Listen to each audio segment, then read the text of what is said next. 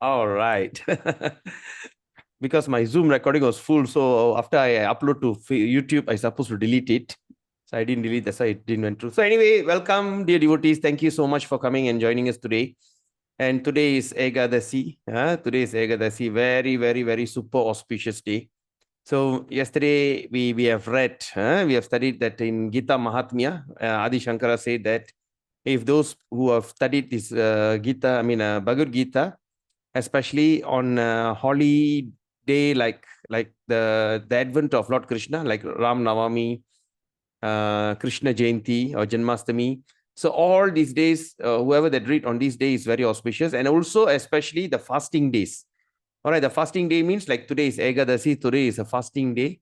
So how we fast on Egadasi is simple. We don't take grains. Okay, we just change our diet a bit. We don't take grains. We only take fruits. Okay, fruits and nuts.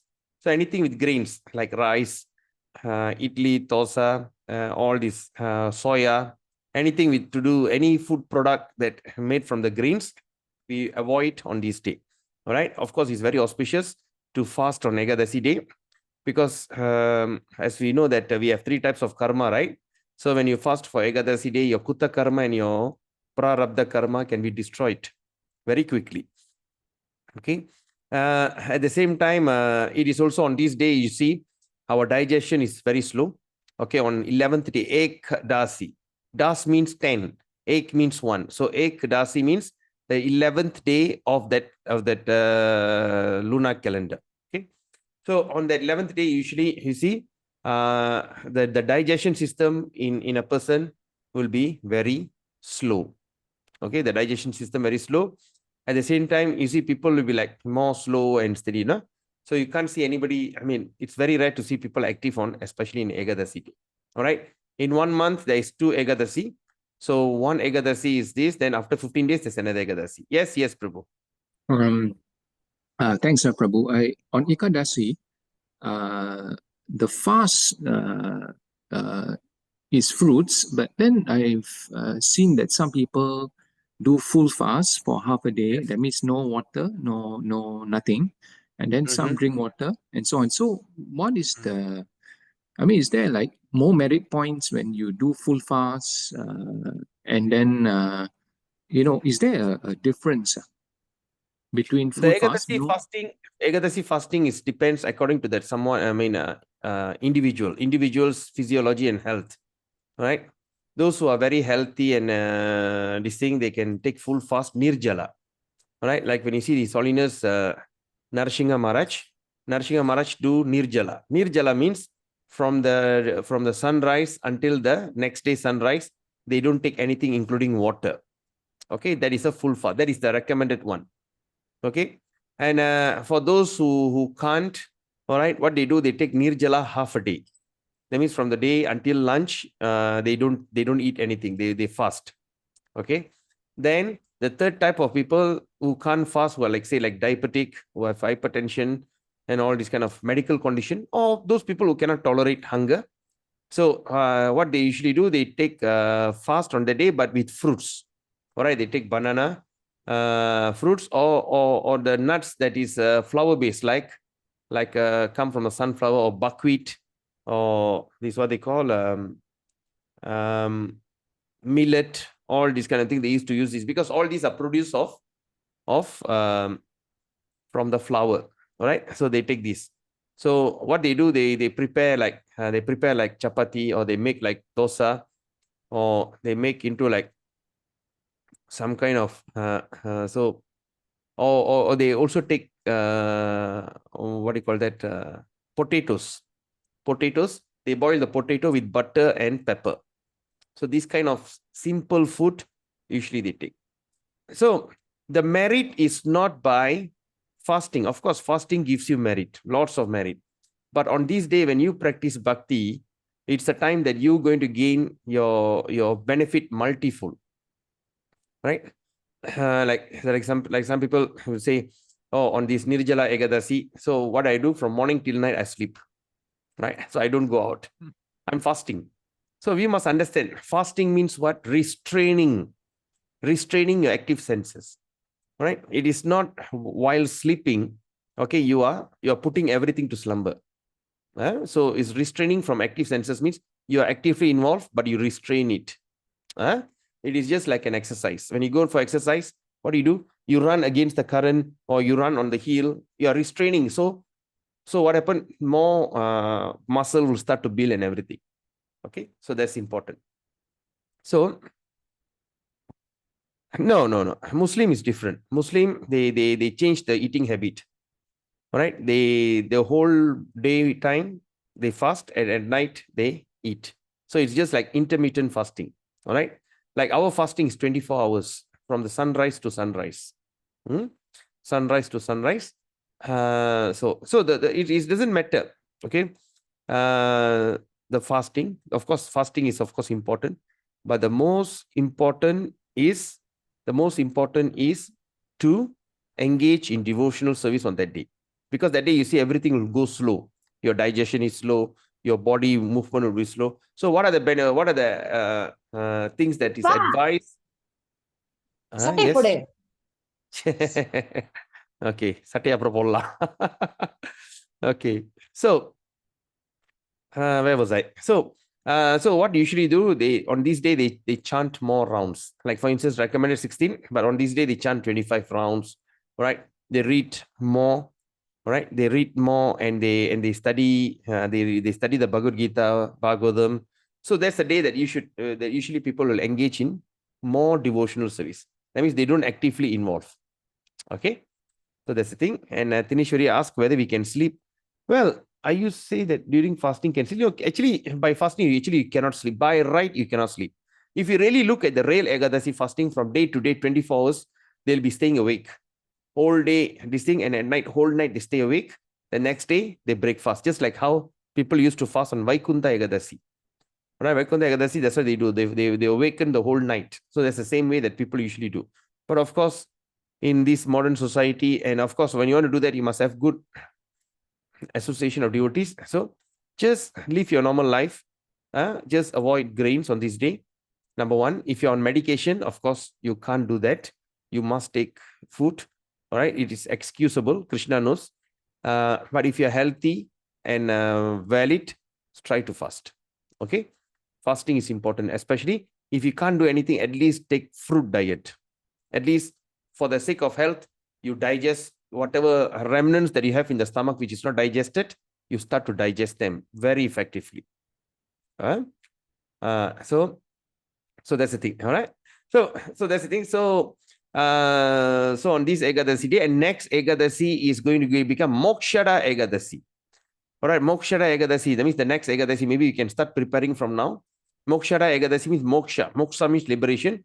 So that's Ekadasi that usually people fast for releasing the departed souls. All right, all the souls that you stuck in that who don't have body and all these things. So they fast on that day to release their forefathers. Okay, that's one. Number two, also that day is also comes as Gita Jayanti. Okay, Gita Jayanti means the day that Gita was spoken by Krishna to Arjuna. It falls on 11th December. The exact date we're going to do chapter 18. Okay, it's so good that we are somewhere or other we are going to do chapter 18 on Gita Jayanti day. So on Gita Jayanti, it is always advisable for us to read the entire chapter, recite the chapter. Usually, formerly, what I used to do, I used to call all the students who came for a Gita Gyan program, gather them, see how many people, and we recite the entire Bhagavad Gita, 700 Bhagavad Gita, 700 verses. Okay, say like if we have 30 people turn up, say like okay, like say 100 people turn up, for instance, because the Zoom capacity is 100. See, 100 people join. So what they'll do, I'll give each 7 verse. So they can do. So each 7 verse. So like that, they take turn 7, 7, 7. By the time they complete all the things, everybody recite the thing. The entire 700 verses is recited. Okay. But of course, today on the 18th, we're going to on the 11th, we're going to do our chapter 18. At night, we're going to do this recital of entire Gita. That's what is planned in ISKCON Ipoh. Because it's going to take at least 6 hours. Okay, 6 hours, 4 to 6 hours at least to recite. But whatever it is, so keep that in mind. So on that day, also you can consider you want to distribute Bhagavad Gita is very auspicious. You encourage someone to start take up this learning of Bhagavad Gita is also equally auspicious. All right. So with that thought, let's start our today's program. So today is 27th November 2024, and it is also my anniversary of taking initiation from my spiritual master. So on this 27th November, so the day that I got initiated, so it is my anniversary. So 13 years ago, I've accepted shelter at my spiritual master. So, well, I'm excited. Okay, let's do our invocation prayer. Let's show our gratitude to our spiritual master, to all the previous acharyas, preceptors. With their mercy, let them bless us so that we could understand Bhagavad Gita as it is. Okay, that's our invocation.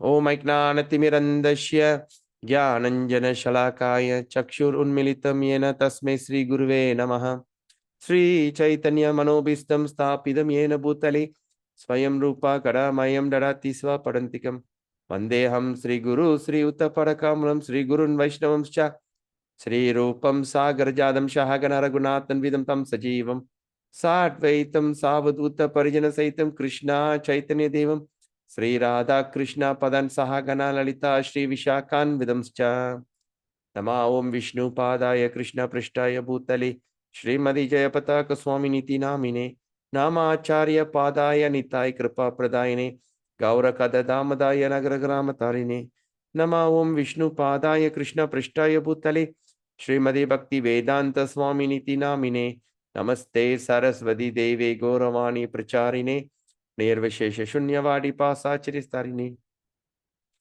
Nama Om Vishnu Padaya Krishna Prishtaya Bhutale Srimadi Bhakti Siddhanta Saraswati Namine Shri Varshabhanavi Devi Daitaye Kripabdaye Krishna Sambandha Vijnanadayine Prabhave Namaha Madhuryo Jwala Premadya Shri Rupanuga Bhaktida Shri Gaura Karuna Shakti Vigrahaya Namostute Namaste Gauravani Shri Murtai Dinatarine Rupanuga Virda Pasidanta Dvantaharine Namo Gaura Kishoraya Sakshat Vairagya Murtaye Vipralambra Sambodhe Padam Bhujayate Namaha Bhakti Namo Bhakti Vinodaya Sachidananda Namine Gaura Shakti Swarupaya Rupanuga Varayate Gaura Virbhava Bhumestam Nidasa Sajjana Priya Vaishnava Sarubhauma Sri Jagannatayate Namaha Vanchakalpatarubhyascha Kripa Sindhubhevacha Paditanam Pavinebhyo Vaishnavebhayo Namo Namaha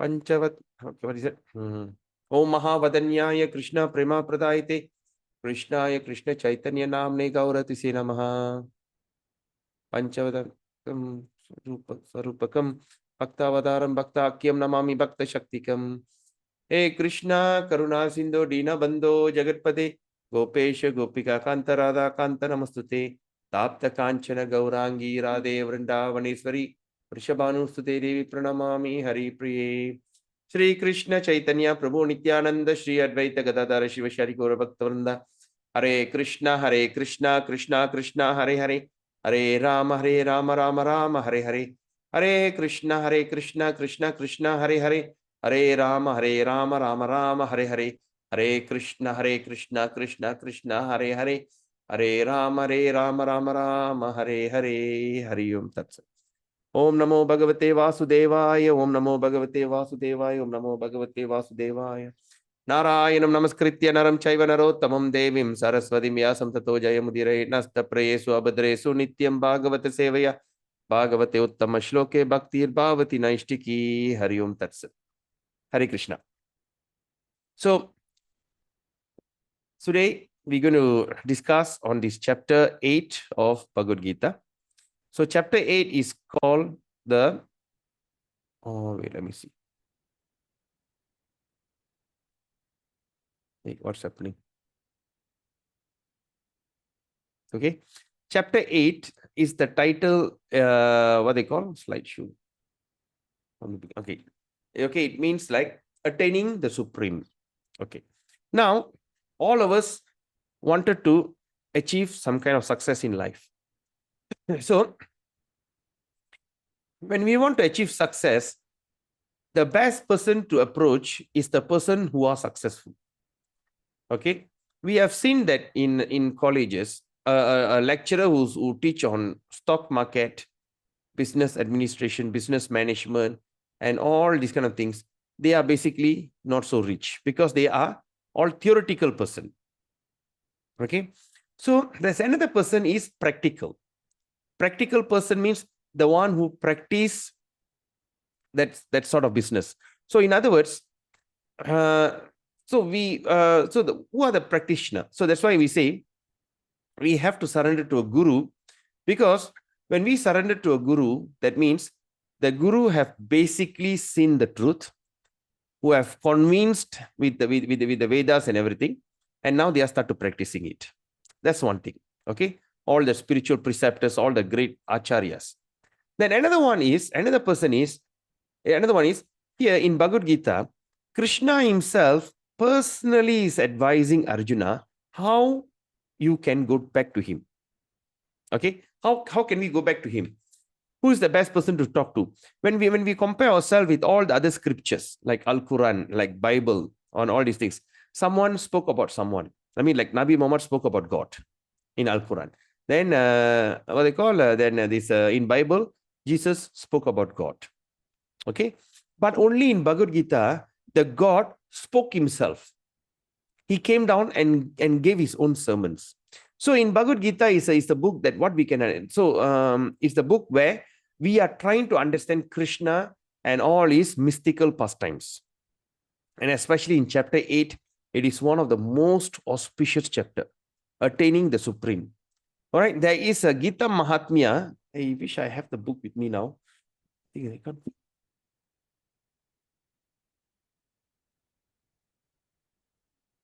All right, just give me a second. Let me check whether I have that book or not, because it's very interesting. 1 second.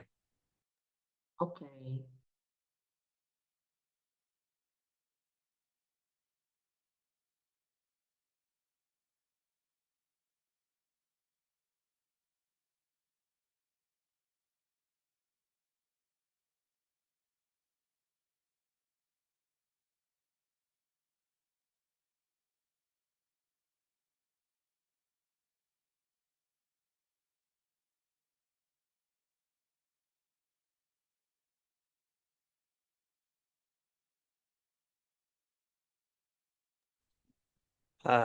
So sorry, I think it's in my library. It's not here.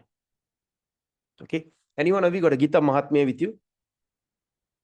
In Gita Mahatmya, is a conversation between Lord Shiva and Mother Parvati.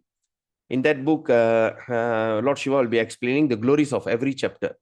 So when you look at this chapter 18, chapter 8, there is, if I'm not mistaken, I don't want to speculate, but they say that chapter 8 is one of the most important chapter that creates, if I'm not mistaken, it's liberation or something like that. Okay, anyway, I will check it out and I'll share in the group later. All right, the glories of chapter 8. How glorious is chapter 8? And somehow today is an Ekadasi day. We are discussing, and the title is Attaining the Supreme. Here, Krishna going to advise how you can attain that supreme destination. All right, so let's later,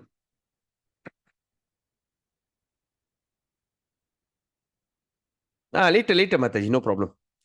All right, so let's look at this attaining the supreme. So Krishna is all loving. Krishna doesn't want awe and reverence, or in Tamil we call Bhaya Bhakti. All right, like the day my cousin, Sumitra, she's here in the group today. She was talking, we were having a conversation, and she was telling she wants to worship Radha Krishna, but scared, fear. Okay, let me tell you something. Krishna doesn't want your fear. Okay, who is supposed to be fearful? The criminals, the karmis. They are the people who are usually they are scared, afraid of things. But as a devotee, Krishna wants our love. So yesterday we studied that Krishna said in Bhagavad Gita, those who knows my pastime, those who know my activity, they will come to me. That's my opinion. Remember that?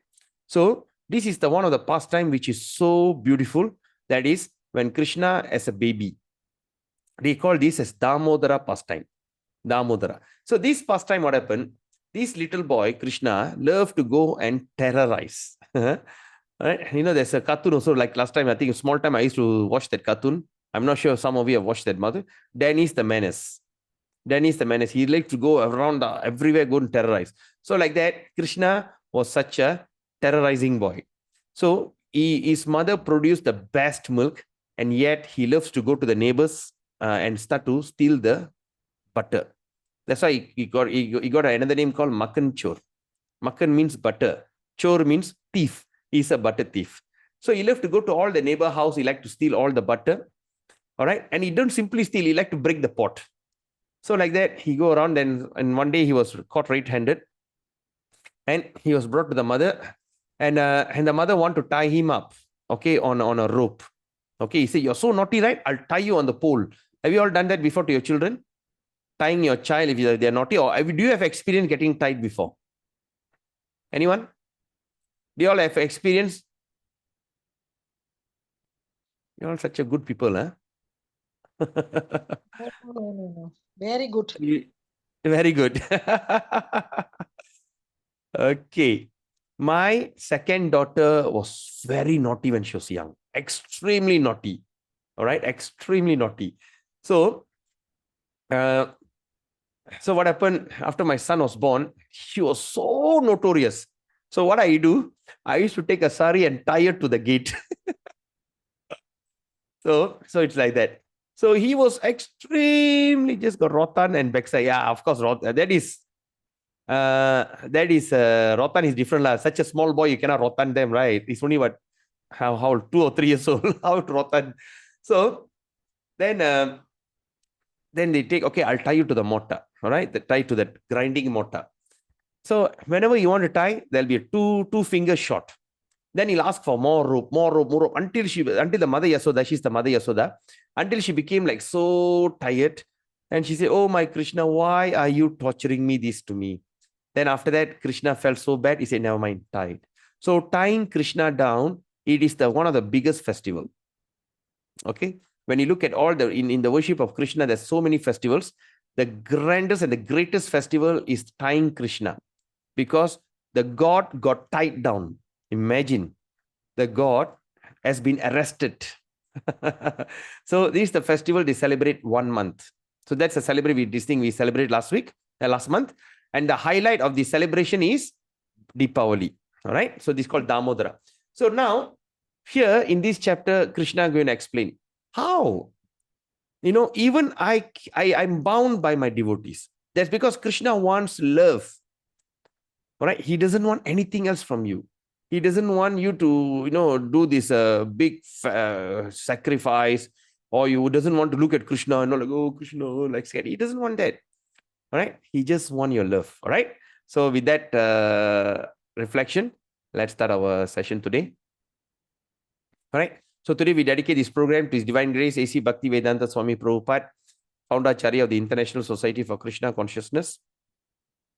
And this program was inspired by His Holiness Jayapataka Swami Guru Maharaj. Okay, and dedicated to my very dear God brother, His Grace Anadi Jagannath Prabhu of Bangalore ISKCON Shishadipuram, creator and brainchild of the essence of the Gita program worldwide. All right, now let's look at this. This Gita Mahatmya is even another mind-blowing Gita Mahatmya. This is from Vaishnava Tantra Sara. Just now, until 7, it is from Adi Shankara. All right, now we are going to refer from Vaishnava Tantra Sara, the book. All right, so now it says here, Gitaya Pustakam Yatra. Gita means Bhagavad Gita. Pustakam, in Malay also we call Pustaka. Devan Bahasar and Pustaka. What is Pustaka means? Book. In Tamil we call Pustakam. All right, so Gitaya Pustakam Yatra. Yatra means what? Pilgrimage. All right, Nitya Patascha Vartate. Tatra Sarvani Tirthani. Tatra, that all, Sarvani, everything. Tirthani means Tirtha. Tirtha means holy places. All right. So Tirtha means they call holy places. Prayagadini Bhutale. Like Prayag, example. Okay. Now he says, Gitaya pustakam yatra nitya patascha vartate tatra sarvani tirtani prayagadini bhutale. All the holy places in the universe. Okay. Such as Prayag. Prayag is the place where there's what they call this Kumbh Mela. You know, the Kumbh Mela festival happened in Prayag. So all the holy places in this universe, such as Prayag, are eternally present in wherever the Gita, the eternal book of divine song, is present. Can you imagine? We are all trying to go to India to go to all the place of pilgrimage, right? And we go and visit all the places like Ahovilam, where Lord Narsinga is there. Then Vrindavan, Mayapur, Jagannath Puri, Kedarnath, Kedarnath, Badrinath, Muktinath, all right, Kailash, Tirupati, Tirutani. Like that, there's so many holy places in this world itself. And how about in the whole entire universe? How many holy places are there? All right. Definitely the place of where Lord Brahma lives in Satyaloka, definitely there'll be holy places there. All right, where all the 7 Rishi stays. Also, there's so many holy places are there. Right? But what Krishna mentioned here is all the holy places in the universe, they eternally present wherever the Gita. All right? The eternal book of divine song is present. So when you have a Bhagavad Gita in your hand, it's understood the entire place of pilgrimage, the entire place, all the holy places, all exist in this one book. So whenever there is auspicious thing exists in your house, inauspicious thing do not exist. Yes? Whenever there's a sun, there's no place for darkness. Yes or no? Right now the place is dark. When I just on the light, when the sun is rising, soon the place is going to be very bright. All right. Can I just say, hey, shoo, darkness, go away, shoo, go, don't stay in front of me, go, shoo. No. Darkness is there, it's in ignorance. Right? But when the thing dissipate, they don't say the darkness disappear. They say dissipate. Just gone. The darkness dissipate when the sun start to rise. Okay. So whenever the sun who is auspicious arrive, the darkness will just disappear. We can't find it. Right? Where the darkness has gone? All this while the darkness, where is it gone? Similarly, whenever there's Bhagavad Gita, which is so auspicious, kept in your house, taken with you wherever you go, kept in your car, and of course, then after you take it with you to your workplace, keeping in your workplace and all these things. Just imagine, my dear Prabhus and mothers, how much of auspicious things that you are creating. Because there's no difference, because Krishna is known as omnipotent. He has many potencies, unlimited. All right, omniscient. He's ever existing. So the word Krishna and Krishna himself, there's no difference. That's why in Kali Yuga, Krishna appeared in the form of Mahamantra. Then at the same time, Krishna also is living in this Bhagavad Gita. So whenever Krishna is there, lives in Bhagavad Gita spoke, all right, that is Krishna itself. The Bhagavad Gita book that you have it right in front of you is not an ordinary book. It's a deity. It's a deity by itself. Or in Tamil, we call Murti. Krishna Murti, as Murti. It's a deity by itself. You are having a deity in your hand. And how you worship the deity? Not by putting in the altar and show incense. You worship the deity by studying it. So just imagine. So keep the Gita wherever you go. Keep it with you. Don't leave your house without Bhagavad Gita. You may forget your handphone, but not your Bhagavad Gita. You may forget your wallet, not Bhagavad Gita. All right? Because when you have a Bhagavad Gita with you, you carry it with you. Just get a small case. Try to be creative. You go to that. There's one shop here, home improvement shop. I saw they have one nice casing, which is supposed to put a Tupperware to keep it hot. When you take a food, it's supposed to keep it hot. I took it. I said, it's just nice to put one Bhagavad Gita inside. And you can keep it carried with you. It looks so nice. It doesn't look awkward. Right? Then you get into the, put the Bhagavad Gita in your glove box. Whenever you're stuck in the jam, you see, 14 minutes delay. Just take the book and start reading it. So when you go to the office, first thing you open, you just put it on your table. Nobody going to say anything to you, right? Because I know doctors, lawyers, all the great people are doing that now. After I suggest to them. In fact, I myself personally do whenever I go for a seminar, when I'm delivering speech and everything, the first thing I'll put the Bhagavad Gita on the table. And everyone knows I'm keeping a Bhagavad Gita then. All right? So like that. So think about it. You are not dealing with an ordinary thing. you are dealing with something which is so precious, right? Which is not possible. Imagine it's available in English language, which is not thought of. If not Prabhupada have not taken that step of leaving India, go to America and creating this international society for Krishna consciousness. Imagine. All right. I'm not a Tamil educated person, so definitely I cannot read in Tamil. And how about you, C.S. Tan Prabhu and Rusan Chang Mataji? You all are Chinese bodied. How are you going to have access to Bhagavad Gita? Right? Because of his dedicated disciples, they took it, they translated, they make it in all the major languages around the world. There are 70 languages and more than 50 million books, 5 million books are printed. And reason, just 2 books, the reason edition is in Zulu language. You know, the tribal African language, Zulu. It now translates in Zulu. But just before that, just before the Zulu language, it was translated into Arabic. All right, just imagine any language that you think of, it's available. All right. Now, let's look at this, understanding the Gita. In the world, men are not meant to quarrel like cats and dogs. All right, it's very common. In this world, men are not meant for quarreling like cats and dogs. You see, the cats and dogs, easily they quarrel, right? Men must be intelligent to realize the importance of human life, because human life is very, very, very precious. Yesterday, we studied Manushyanam Sahasresu. Out of millions of human beings, one will accept perfection. And out of all the perfected one, they will never know Krishna. We studied that yesterday, right? So that means it's very important, human life. So men must be intelligent to realize the importance of human life and refuse to act like the ordinary animal. A human being should realize the aim of his life. And this direction is given in Vedic literatures. And the essence, so the aim of life is given in Vedic literatures, but the essence of it given in Bhagavad Gita. Vedic literature is meant for human being, not for animal. Animal can kill other animal, and there's no question of sin in their part, right? Animal can kill another animal, so there's no sin. But if a man kills animal for the satisfaction of his uncontrolled taste, just for the 6-inch taste of your tongue, you need to kill an animal, all right, which is totally not fair, all right? He must be responsible for breaking the law of nature. What does that mean?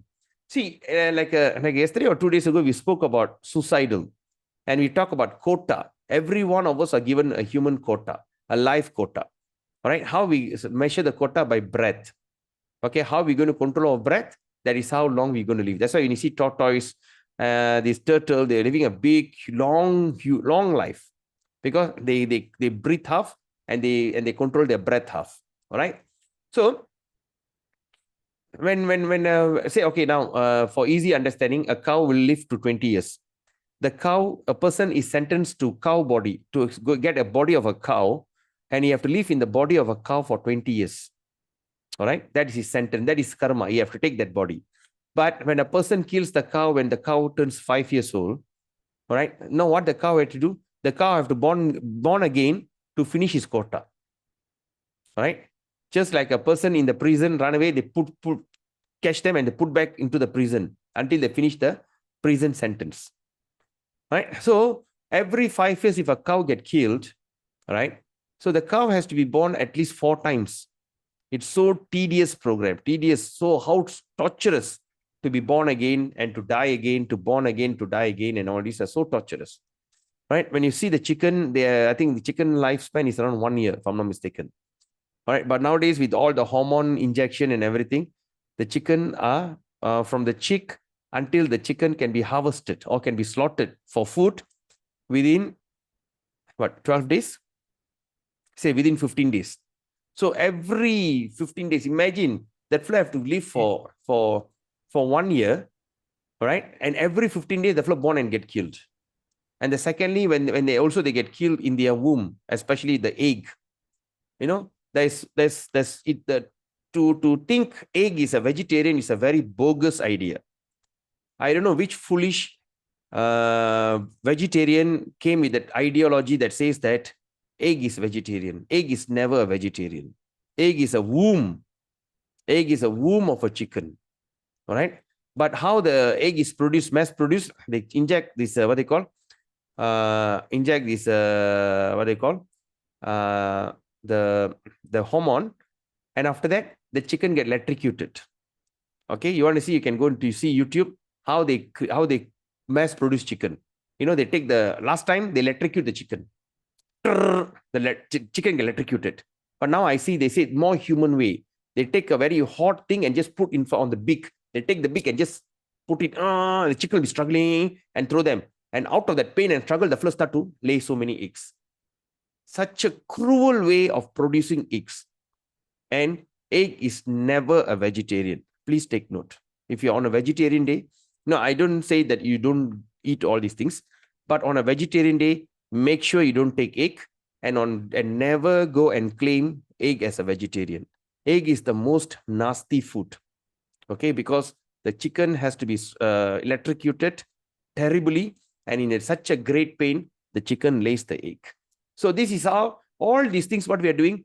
The chicken who's supposed to be in the womb, all right, and supposed to come out as a chick, now get electrocuted and prematurely comes out. They say, oh, that's why in Tamil we call karandu mutte, right? In those days, I'm not sure what they call now, but small time we used to call karandu mutte and kambathu mutte. Karandu mutte, electrocuted egg and kampung egg. Karandu mutte and another kambathu mutte. Kambathu muttela உயிர் இருக்கு.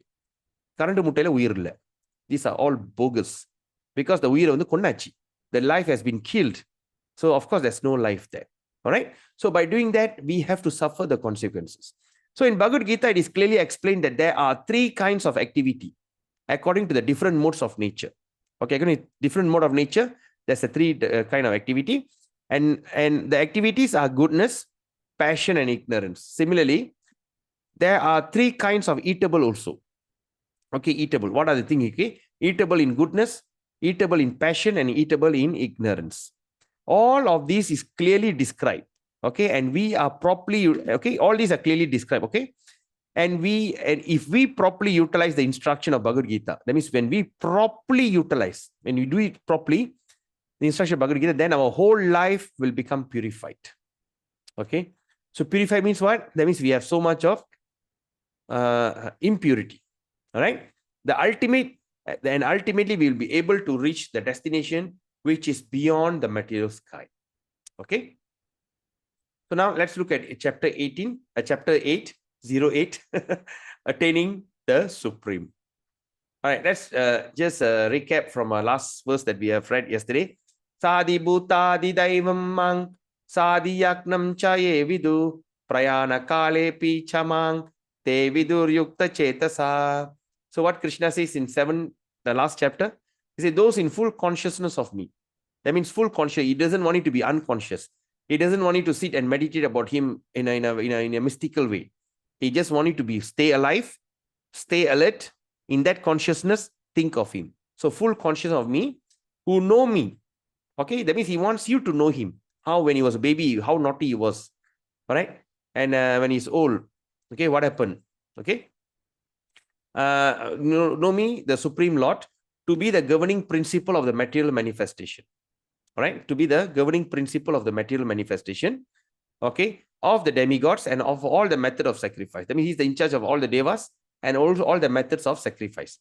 So can understand and know me, the Supreme Personality of Godhead, even at the time of death. So all this while we are practicing bhakti, we are chanting, we are reading and everything. So at the final moment, there's a final exam. Okay, in the final exam, in that final moment, the last breath, we could remember Krishna. So that Krishna says, if you can do this, even you can remember at the time of death. All right, let's look at 8.1. So now Arjuna is asking a question. He says, Kim tat brahma, kim adhyatmang, kim karma purushottama, adibhutam chi kim proktam, adi daivam kim chi uchyate.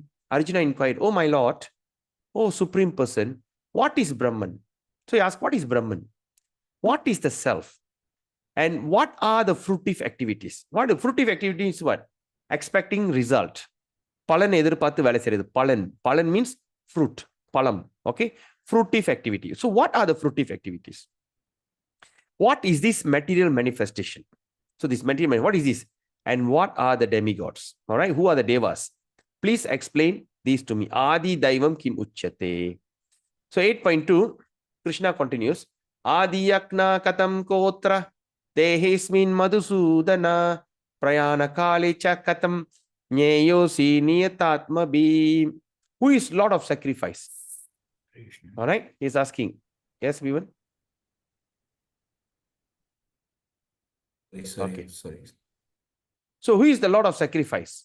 Okay, and how does he live in the body? Oh, Madhusudana. And how can those engaged in devotional service know you at the time of death? Very important questions. All right. So Krishna is asking all these questions. How? Arjuna is asking, how do they know you? How they can engage in devotional know you at the time of death? All right. So now I'll just make a quick recap. That means verse 8.3 to 8.4. Okay. So now Arjuna asks, who is Brahman? Brahman means spirit. So Krishna answered, indestructible living entity. So that means you are Brahman. You are indestructible living entity. So far, so good. All right. That means the soul can never be killed, cannot be moist, can never be destroyed, cannot be burnt. The soul is forever, eternal. So the soul is called Brahman. Okay, the spirit soul. All right. And the Krishna's answer, it is called indestructible living entity. So Krishna is known as Para-Brahman. Para-Brahma. So Para-Brahma means what? The supreme soul. All right. Okay. Anyway. So now the second question he asked, what is Adhyatma? The control of the body. Okay, Krishna answered, eternal nature, the self. Okay, eternal nature, the self, that means to serve the supreme. Then he asked, what is karma? Karma means work or fruitive activity. That means Krishna answers, activity which generates the material body for the living entity. So that means karma, just karma means it's fruitive activity. Okay, and what is that? Krishna answers is the activity that's going to generate your future body. Okay, you are here in this particular body of what you have done or what you have desired in your previous birth. All right. In this birth, if you do not, if I would say, like for instance, what exactly your desire, and you act accordingly, right? For instance, I am married to so and so person. I live in so and so place. I prefer so and so car. I prefer so and so type of house, right? All these things are all my preference. And where the preference come from? From my desire. So the manifestation of my desire is my material comfort. Are you all following me in this? Like all this while, we all sleeping, we're using a fan. All right. But when we start to sit, when I go to my friend's house and I go to, wow, so nice, aircon, so nice. So I start to desire for aircon. So my desire for aircon manifest. So first the aircon started from my room. Then slowly he went to the hall. And slowly now it's like the whole day is running. So it looks like I can't tolerate the sun anymore. Just come up on the aircon. So that means my manifestation, there's so many brand of cars. But why I particularly choose this car? All right. So that means my desire manifest as what is around me. Similarly, that desire also will go to produce a body that you like. All right. So how are you going to desire using your five senses? Your eyes, your nose, your tongue, your ears, and the sense of touch. Or your skin. So this thing. So for instance, I love to see something very beautiful. All right. I love to live in the highland. I love to go to Cameron Highland. I like to go to Brinchang, and I just love that place. Then after that, I go to Maxwell. Then I like to go to this Himalayas. Then I like to go to Kota Kinabalu. I love mountains because I like to see that. And I want to feel the chillness. So according to that, you get a body in next birth. All right. So you may get anything. All right. Maybe you can become Sherpa in Nepal. No, Sherpa. Or if not, you can become one of that polar bear or whatever animal that lives on it. So you get according to your desire. I love to eat. I'm a foodie. Now it's become a trend, right? Just simply go take one camera. Oh, what is this? What is this? Oh, okay. Like especially nasi kandas. Pasti sur. I don't understand what is the word sur. So disgusting, right? They put the rice, they put all the curry mix, then they put all the meat, and it just like Gordon here, just like a huge thing, and they start to eat. So these are the people, they love to eat, and they love to eat all kind of variety. They travel and eat, they travel and all these things. So since you love to eat everything, you love to eat anything, you will take a form of a pig. So like that example, right? So what is our karma? That's going to be our future activity. So what is Adi Bhuta? Adi Bhuta means the material manifestation. Can you all recall what is Adi Bhuta? Yesterday we discussed. Let's see. Not Vaishnava Kripa Prabhu. Vaishnava Kripa Prabhu knows this. Other than Vaishnava Kripa Prabhu, others. Can anyone tell me what is Adi Bhuta?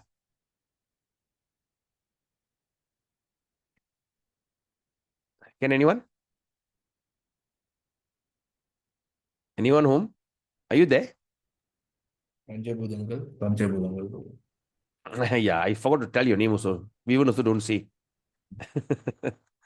Adi Bhuta means the 5 material element. Remember yesterday I draw the 5 material element. What is that? Air, water, ether, fire, and earth. So these 5 material element we call Adi Bhuta. Okay? Can you all remember that? Okay. Is it so gloomy in your area? You feel so nice? Do you want to say something? Come on. All right. So anyway, Adi Bhuta. Adi Bhuta means the material manifestation. So what Krishna answers, constantly changing physical world. Right? The things are changing. Adi Daiva. Adi Daiva means the supreme of the demigods. Adi means supreme. Daiva means devas. Right? So the universal form which includes all the demigods and their different planets. Okay, this we're going to see in 11. Adi Yakna, the enjoyer of sacrifice. Okay, who is the enjoyer of sacrifice? Paramatma, in every embodied being. That is Krishna himself. Who is Paramatma? Sadguna Mataji? Since you said yesterday, you say you understand this after so long.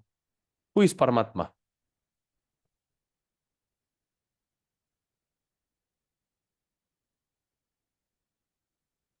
Hey, are you there? Lord Krishna, Prabhu. Yeah, Lord Krishna. But what energy is that? Supreme energy, supreme. Supreme. Fantastic. Not supreme, superior. Very good. All right. So also Adi Yakna. Adi Yakna means the Paramatma embodied in every embodied. That means when we do sacrifice, when we are chanting and everything, we are actually the enjoyer. The enjoyer of sacrifice is the Paramatma, the entity. Okay. And where does Adi Yakna reside? It's in the heart. Okay, it's in the heart of all, right? And how to remember Krishna at the time of death? Next slide. Right? So now, how to remember the Krishna at the time of death? This is the thing. Remember that day yesterday I was telling the story about Bhishma lying on a bait arrow. So this is the situation. Can you see? He's lying on the arrow of bait. And he was telling all his grandchildren all get together. And he says, you know what he says? If you all don't chant Sahasranamam, the 1,000 names of Vishnu, your tongue is as good as the tongue of a snake. No, it's a useless. It's a serpent, tongue of a serpent or snake. And that's when Mother Parvati will be looking at Lord Shiva and says, that's not fair. All right, the Brahmanas and the Kshatriyas, they have access. How about Vaishya Shudras?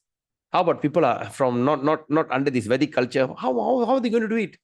And Krishna and Lord Shiva says, whenever they chant the name of Rama once, it's considered they chant the entire Sahasranamam. All right, so that was the incident here. So let's look at the verse here, 8.5. Antakale chamameva smaran muktva kalevaram ya prayati satmat bhavam yati nastyatra sangshayaha. And whoever at the end of his life, Krishna says, andakala kattathila cha mam eva. Cha mam means me, remembering me. Whoever at the end of his life quits his body remembering me alone, at once attains my nature. Of there's no doubt. Ya prayati satmat bhavam yati nastyatra sangshayaha. So that means whoever that at the end of his life quits his body. That means quit his body means he leaves his body, and when he was quitting the body, he quits in remembrance. It takes remembrance. That's why I'm telling you. Some people say, okay, I'm young. When I get old, I'll think about Krishna. I'll start practice. No, it doesn't work that way. Right? It takes a lifetime of practice. All right? You are given a lifetime to practice, and you have to be very convinced. How you be very convinced through all the things, all the knowledge, all the Gita, Bhagavatam, and all this. All right? First is you have to get a theoretical. Then after that, you get a practical. That means when you chant, you start to have practical feeling, the blissful feeling. But the beautiful part of our Bhagavad Gita is even you read Bhagavad Gita, so you feel very blissful. Right? So all these things, it takes a lifetime of practice so that at the end of that moment, you could remember Krishna. All right. According to Garuda Puran, it says that when a person leaves the body, there'll be like a what they call, like a video, like it shows, like there's a like a what they call, like a theater. All right. It shows you from the day one that you're born until the time that you're going to die, what are the things you have done. So what are the things you have done? Okay. First, he shows you a boy, you did this, you did that, all the nonsense, everything. That means your entire life will be played. Entire life that you have done will be played in front of you. Right? So you go see everything, you see all the sense gratification, eating this, doing the order. No. Suddenly you think, oh, that one moment you start to chant Hare Krishna, you start to do this Hari Nam Sankirtan, right? You are listening to this Bhagavad Gita class, you are studying Bhagavad Gita, and the remembrance will come. Oh, yes, this is the ultimate truth. Oh, Krishna, the remembrance will come, but you still can't remember. Lord Shiva will come and remind you. Yes, Vaishnava Kripa Prabhu. Prabhu? Vaishnava Kripa Prabhu? Okay. I think it's... All right. So it's like that, okay? Hold on, Prabhu. Yes. You said your whole life incidents will be shown like in a theater. Mm-mm. I mean, which part of your life? Prabhu? During the deathbed or in front of your eyes?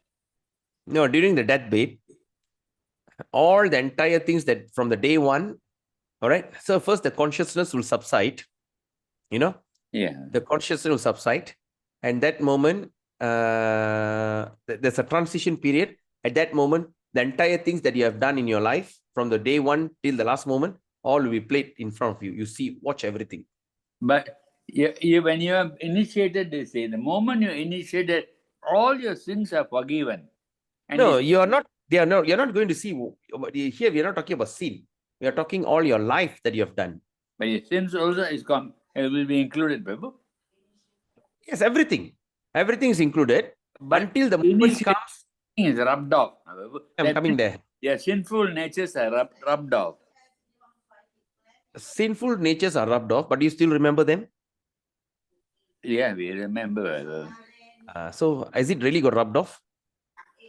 I mean, at that moment, I'm sure when you initiate somebody, you will take it away, is it not, Prabhu? I'm asking you. I understand your question. So, the sinful things are rubbed off, but you can never forget that. The thing's still there. And we are regretting doing that. Yes or not? But then when you say, please don't talk about the past, please don't talk about the past. Don't think about your sins once you initiate it. They keep on saying. Yes. No, understand. See, like this. What you have done in life, it is be shown like a theater in front of you. Yeah. All right. Until the moment that you come, you start to see Krishna, you start to see that all the Sankirtan, all that. See, like now we are sitting and discussing this, all these things will start to appear. And that's when your remembrance will come. Even for a very good devotee, Prabhu. For a very good devotee, there's no, they just leave the body. This is neophyte. Huh? This kind of your past will not come in like a theater. No, because for a devotee, Prabhu, they are just like, they are, what do you call, for the devotee, it's just like, because at that moment of when the devotee knows that the thing is coming, they'll be in ecstasy. Oh yeah. Like what Prabhupada did. He was in ecstasy, right? Yeah. He was giving class, but when you really look at it, he's just like, I can't wait to go. So he's in ecstasy. The pain. He wants to go, not to wait because of the pain. Sorry? You say he couldn't wait to go. Was it ecstasy or was it because of the pain in his limbs and all that? No. Ecstasy. Prabhupada is ecstasy. Yeah, It's ecstasy. So like for instance, I gave an example, I think I don't know whether I spoke in this class or the previous class, previous batch. There's one devotee in France who have accepted sannyas, and Prabhupada says, you take sannyas and do what I tell you. At the time of death, I will come and take you back. Yeah. Remember the story, Prabhu? Yeah, very clear. So it's a sannyasi. Then after that, he did whatever he created, that Paris, the entire France was created. But after Prabhupada left, he was so heartbroken. You know, young European boys. He After the ate coup, then after that, he went and got, because of his bad habit, he fell down. He was contracted with AIDS, HIV. So, and he was dying due to AIDS. HIV turned into AIDS. At the final moment of death, you know, he was just imagine if you got HIV means what type of life he should have lived. No, he was, I remember he was just lying on the bed. He just can't even move his hand and dig, you know, just like waiting to die. And the Yeah. doctor was sitting at the side. Yeah. Suddenly he just got up, and doctor got a shock. You know, that guy who can't even get up. Suddenly from like got up and look at the door. Prabhupada, you are here. And palm, he fell. Then everybody's thinking. Then everybody say, no. So what did he say? And the doctor was shocked. And the doctor says, I don't know. He said something like Prabhupada or something, Prabhupada or something, you know. Then say, is it Prabhupada? Yeah. He said, hey, Prabhupada, you are here. You are here. So that's for devotees. But anyway, we do not need to go into details because all these are mentioned in what they call in Garuda Purana. And Garuda Purana is not meant for a devotee or not meant for a person who are aspiring to become a devotee. Garuda Purana is meant for Pakka Karmi, first class Karmis. For them, Garuda Purana will take toll. But for a devotee, and now so imagine like you all are studying Bhagavad Gita, and we do not need to worry about all that because we start to understand Bhagavad Gita. Right? So no worries. Because for a devotee, of course, there is a immunity. All right? So, just like the king is equal to everyone, but he favors his family, right? The king is equal to all the citizens. When it comes to his family, he favors them. You can't help it. That's the nature of a human being, right? It favors them. And when there's a royal family do any mistake, there's an immunity, right? They are not, even like in Malaysia, right? The royal family can do whatever nonsense they want. They can never be taken to the court. They kind of, when we are in as a devotee, we have some kind of immunity. But at the same time, when we misuse that immunity, that's it, you kanala. All right. So it's like that. Okay, let's just look at this verse as it is. And at the end of the life, when he quits his body, remembering me alone, he at once attained my nature. And that nature is what nature? The nature of full bliss. The nature without pain and suffering, without disease. All right. Without birth, death, old age, and disease. You know, the nature of fully bliss. All right. So that's the nature that you can attain. And Krishna says, and there's no doubt about it. Because doubt, yesterday I shared in the group, the verse from chapter 4. So he says, the doubt is the killer. You should not doubt anything. Okay. So he said that you don't need to doubt about that. If whether I'm doing can I really attain Krishna? Can I really go back? No, don't worry about all that. You shouldn't have any doubt. Okay. Now, let's look at this. Oh, I should have shared this verse before. All right, anyway, 8.6. But after that, Krishna says, you think about me, you come to me. But what happened otherwise? Yang vapi smaran bhavang tyajatyante kalevaram tang tam evaiti kaunteya sada tat bhava bhavitaha. 8.6. But Krishna says, whatever state of being one remembers when he quits his body. So when the movie comes, when the theater comes, you start to remember all the things. So when you start to remember all these nonsense, which is the thing that he likes the most? Oh, son of Kunti, that state you will attain without fail. You must be very careful. Like some people say, oh, my house, boom. Finish, you come back to the house. But definitely you're not going to come back as a human form. There's so many living entities in that house. Right? So that is very important. Okay, example, the fantastic example is the story. Can you see the thing here? Jada Bharat. Okay, his name is Bharat Maharaj.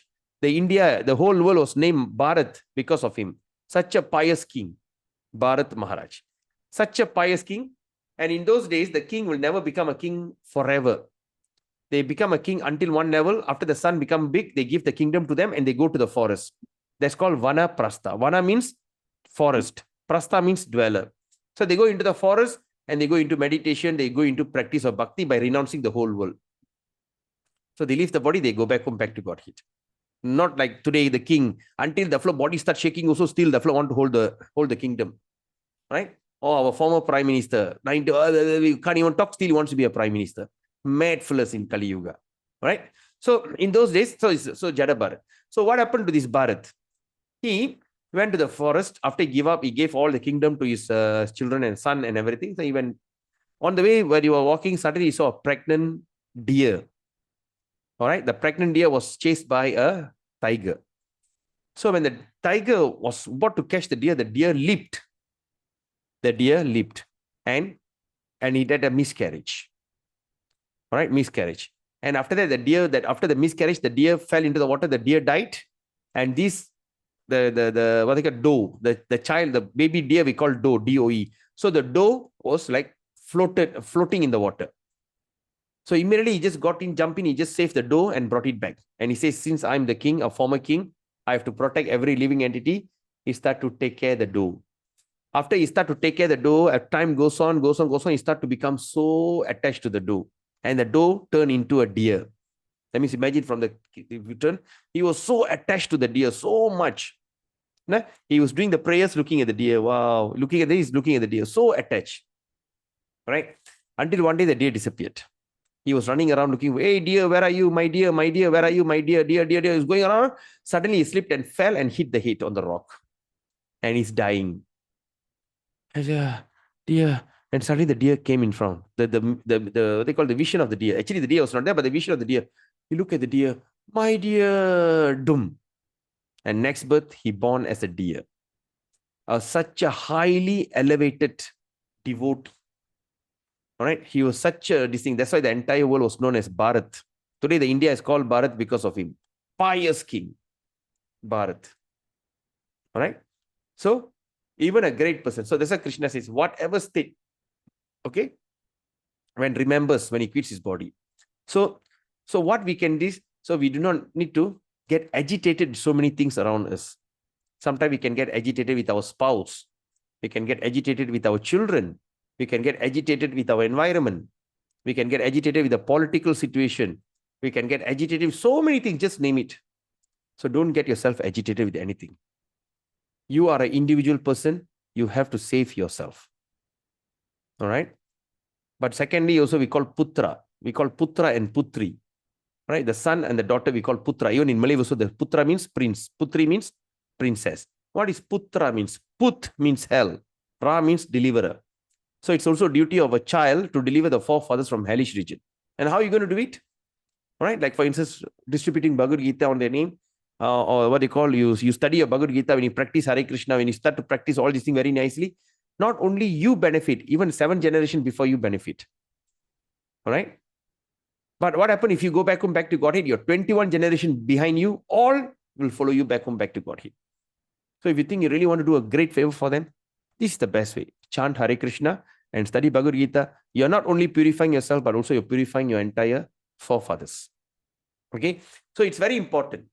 It's very important. So when you get agitated, right? Like for instance, like the usual problem, sometimes I'm doing counseling, the problem with the spouse.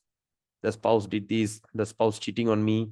All right. Why? So all these agitations are actually making you, disturbing your mind. See, your mind is just like a clear water. If you see the pond, clear water pond. But what happens when you go and dig the underneath, the dirt, the whole pond will become muddy. All right. So once the pond become very muddy, how to clear the thing up?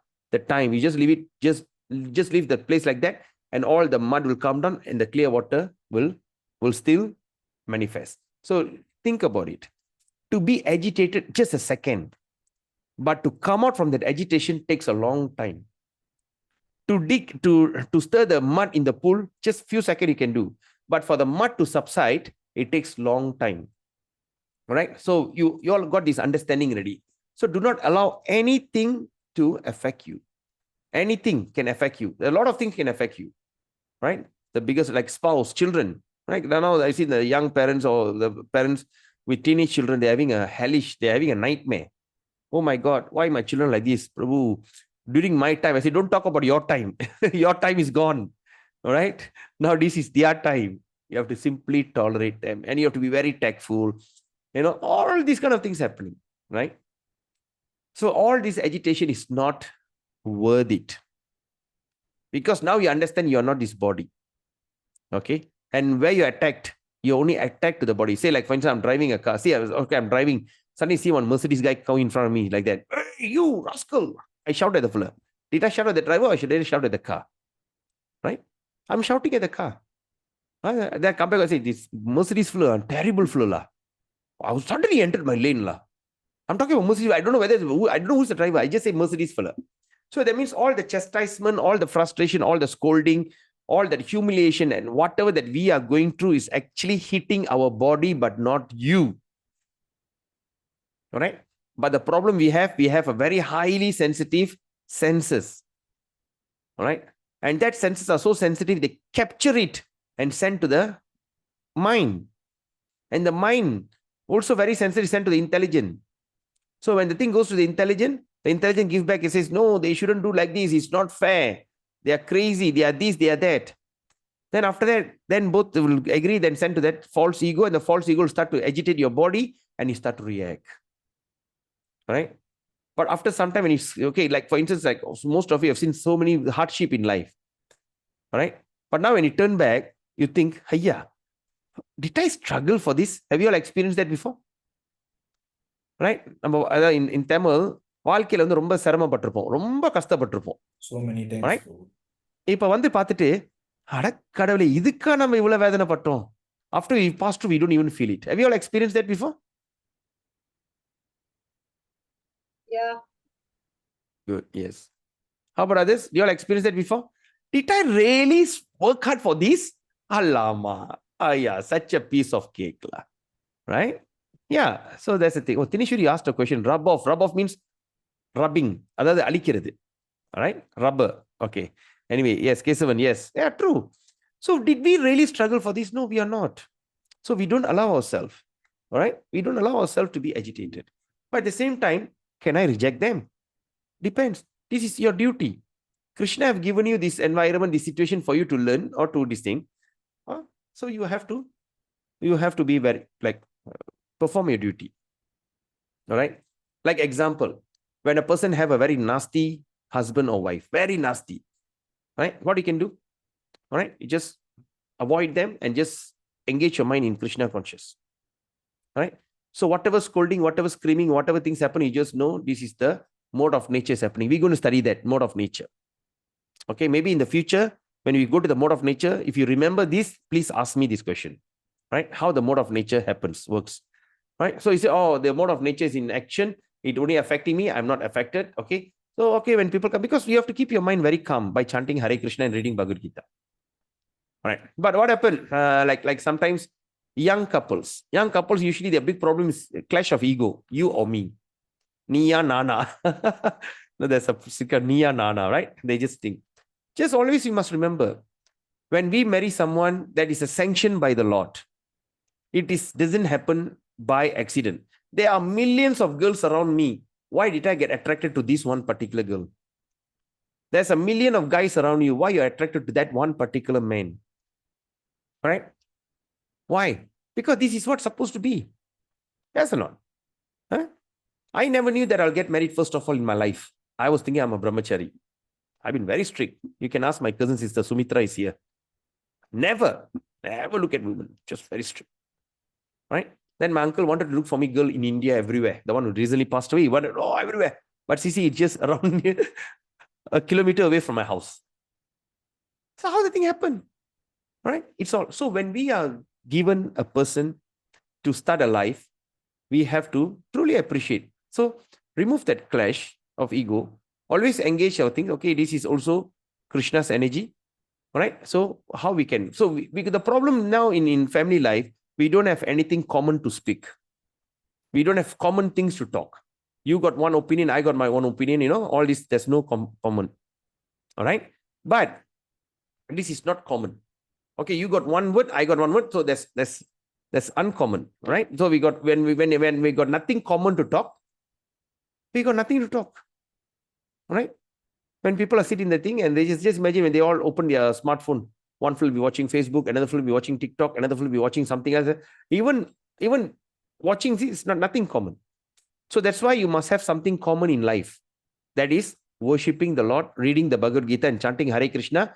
You should keep it as a common ground. So at least your whole family who have all the different ideology, they at least have one common ground they can sit and pray. That's why they say a family that pray together, stay together. Right? So what you can do is just, okay, now let's chant Hare Krishna. Let's read Bhagavad Gita. Right? So you have to create something common. Oh, but at the same time, if they are not interested, you have to now practice our intelligence. The intelligence that we have acquired by studying the Bhagavad Gita. First of all, I'm not his body. Therefore, I do not need to be agitated with whatever things you're going to say. Because that agitation is going to spoil my mind. That means the clear water sanctuary that I have in my mind is going to be muddy, is going to be very polluted. And it's going to take so long for me to subside the thing. It should take a big, long process. So I rather tolerate them. So that tolerance must come not by ignorance, but through the knowledge. All right? And all these things, okay? Okay, is it?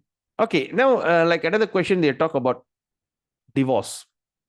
Is divorce really in the Vedic literature? Right? Example, marriage is just like, marriage is a very sacred union. It is just like a man and a woman are destined to be together. Okay, destined to be together. Sometimes, can I, after born to so and so father or so and so mother, can I reject my mother? Can I divorce my mother? Have you heard about that? I want to divorce my mother. I want to divorce my father. It doesn't work. It doesn't make sense, right? Right. So similarly, in marriage, it is something that's, the word divorce is never existed in our Vedic literature. And even the word divorce is never even existed in Catholic religion. In Christianity, the Old Testament, the Catholic never existed. Right? So when the King Henry wanted to divorce his wife, and the Pope says no. That's why then this guy came, what do you call, Martin Luther. Martin Luther came, he went and protested against that Catholics. That's why they call Protestant. They protest. So creator says, never mind, when you come, we do not need to agree to this Pope, right? There's no such thing, Pope. We only worship the Lord, and of course you can allow. So that's when the England became Anglican. All right, and I think that's when the term divorce was. That means I don't like with this wife, I reject her, divorce her, and get married to another wife. All right, so there's something which is never existed. So when people are not happy, they just live separately. That's it. But to be divorced is something, is like a modern kind of situation. Right? It's never heard of. Okay, I hope I answered the question to the person who asked me that question in my personal chat. I don't want to mention the name. So are you happy with that answer? Send me personal message.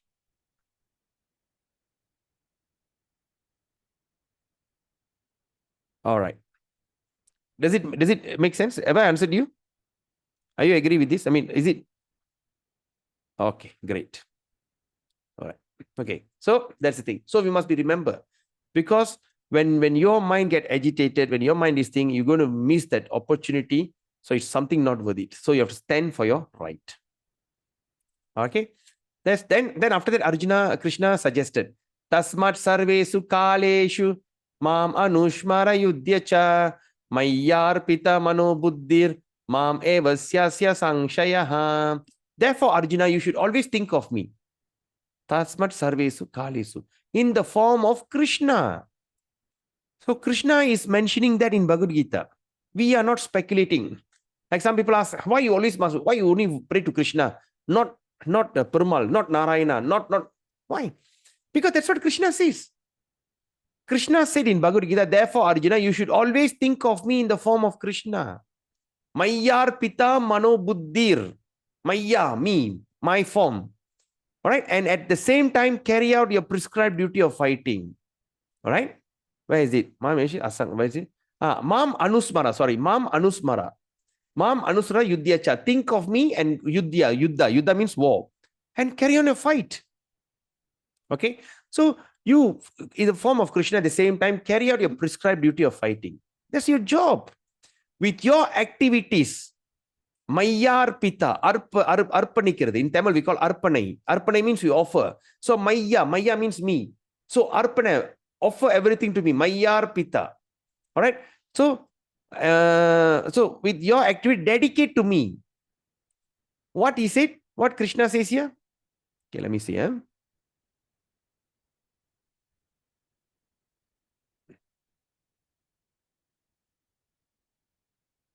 Okay.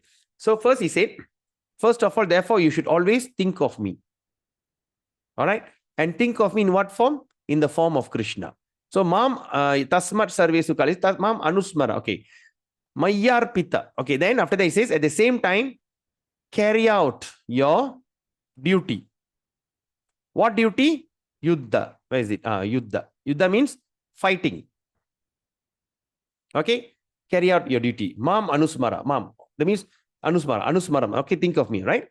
So, with your activities dedicate to me.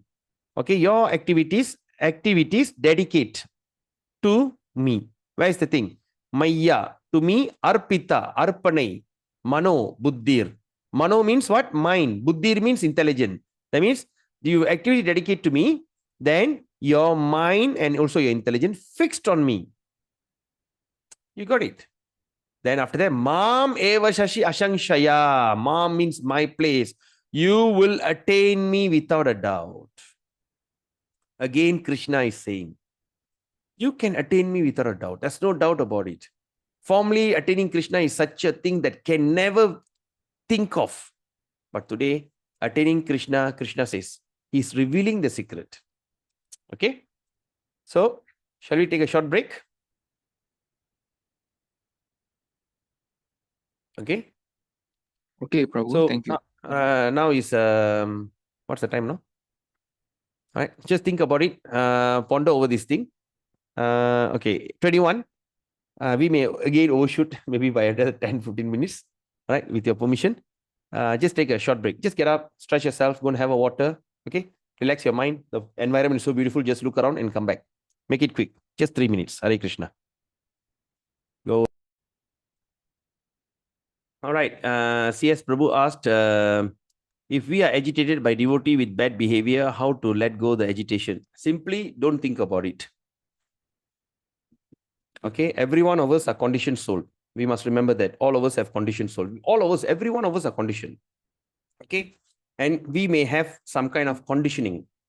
Okay, so being a conditioned soul, we are always at fault. To err is human. Okay, so when we are practicing bhakti, okay, when we are chanting Hare Krishna, we are reading this Bhagavad Gita and all this, we are actually trying to improve ourselves. We are all trying.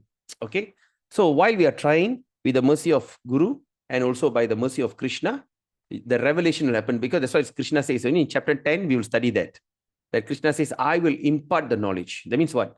He have to be impart. So we just practice. We just like go on begging, we are going on, like for instance, a father, when he start to see, okay, like there's a two type of child. I got these two. One is very demanding. I want this, I want that. My second daughter, just don't ask me anything. She just keep quiet. She just do a job. So I always favor my second girl because she don't ask anything. Without her asking, I favor her. So like that. But she simply do the job, duty as a daughter, right? So similarly, it's like that. You just go on doing your duty, right? And just go to temple. You're looking at the deity, worship the deity. Your respective, you're associating with the devotee. And in devotee, got varieties of functions, all right? So you just carry on, right? So we do not need to be agitated. When you see a devotee who's going to agitate you, simply avoid him. Simple. But don't chastise him, don't criticize him, just avoid him.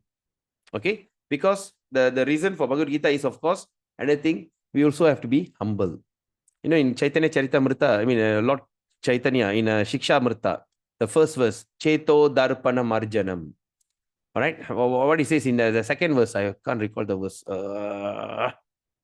Memory. Okay, it says, you, in order to relish this thing, you have to be as humble as a grass and as tolerant as a tree. Trinat api sunichena. Trinat api sunichena.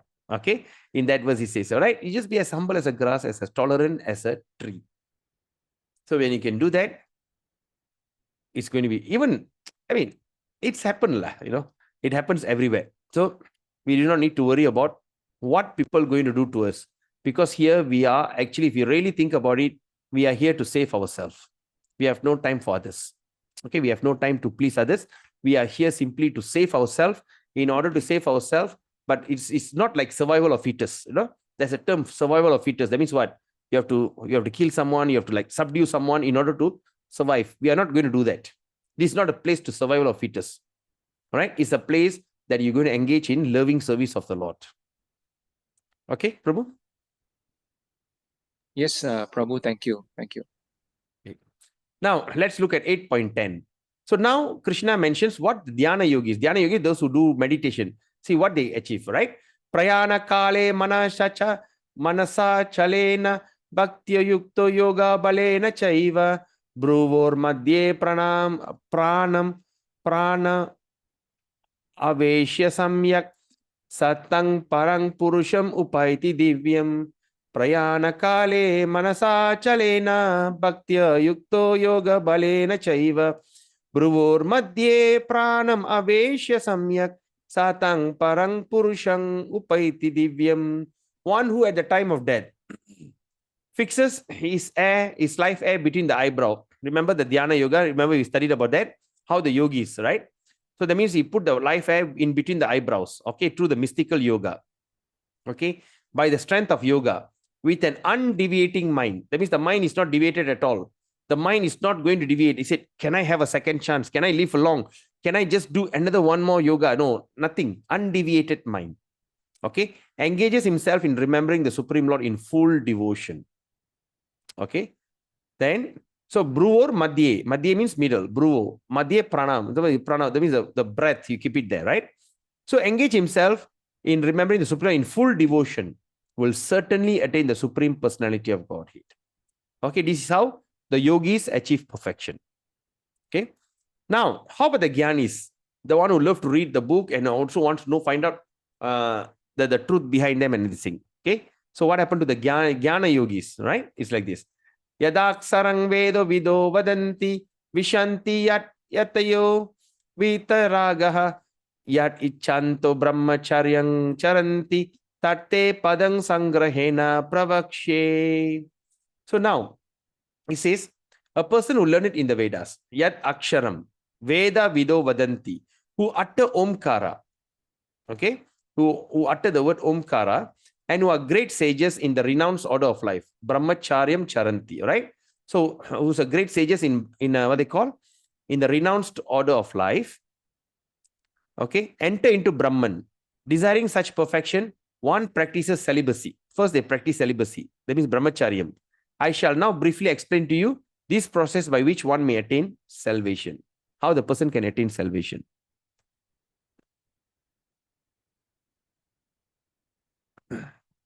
No, not that. He was not in dhyana. He is in pure bhakti. All right. So there's a question here. Is asked, is it Swami Raghavendra dhyana yogi? He died while the yogi posture. No. He was a bhakti yogi, because the Krishna in the baby Krishna come and invited him to come and sit in the what they call in the samadhi. All right. He was in clear ecstasy, and that's when they built up the samadhi. Okay, it's not. Okay. Right. Now let's look at 14. So now, how about bhakti yogis? Okay, now we talk about dhyana yogi, the one who dove to meditation, which Krishna says not possible. All right, and this is how they achieve perfection.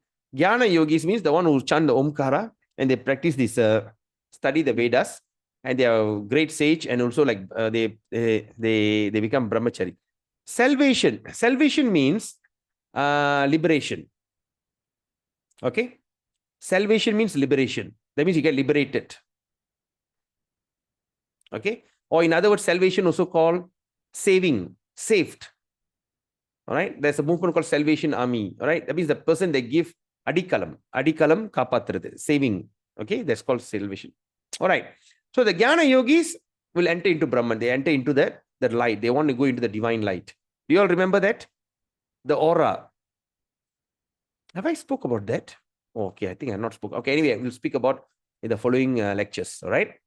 Then now let's see what happened to the Bhakti yogis. The one who practice bhakti, like how you and I are practicing today. How are they? Ananya cheta satatang yo mam smarati nityasya tasyaham sulabha partha nitya yuktasya yogina. 8:14. And Krishna says, but for one who always remembers me without deviation. All right. Again, every liberation must remember him without deviation. The yogi put the air here, put the life air here, and just think about it without deviation. The Gyani will put the thing and with the full this thing and practice brahmacharya without deviation.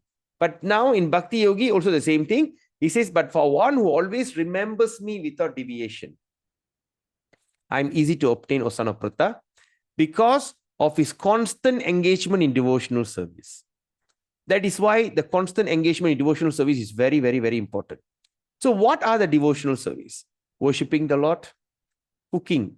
Okay, you cut vegetables, before they cook, or distributing Bhagavad Gita, okay, or discussing about Krishna, like what we are discussing here, sadhu sangha.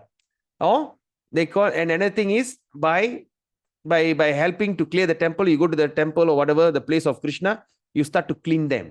So these are the ways of you practicing devotional service. All right. So when we are doing all these service, what happened? Because of his constant engagement, he could remember Krishna, okay, without deviation. So this is consider the most easiest way. All right. Now, okay. Now let's look at 8:15.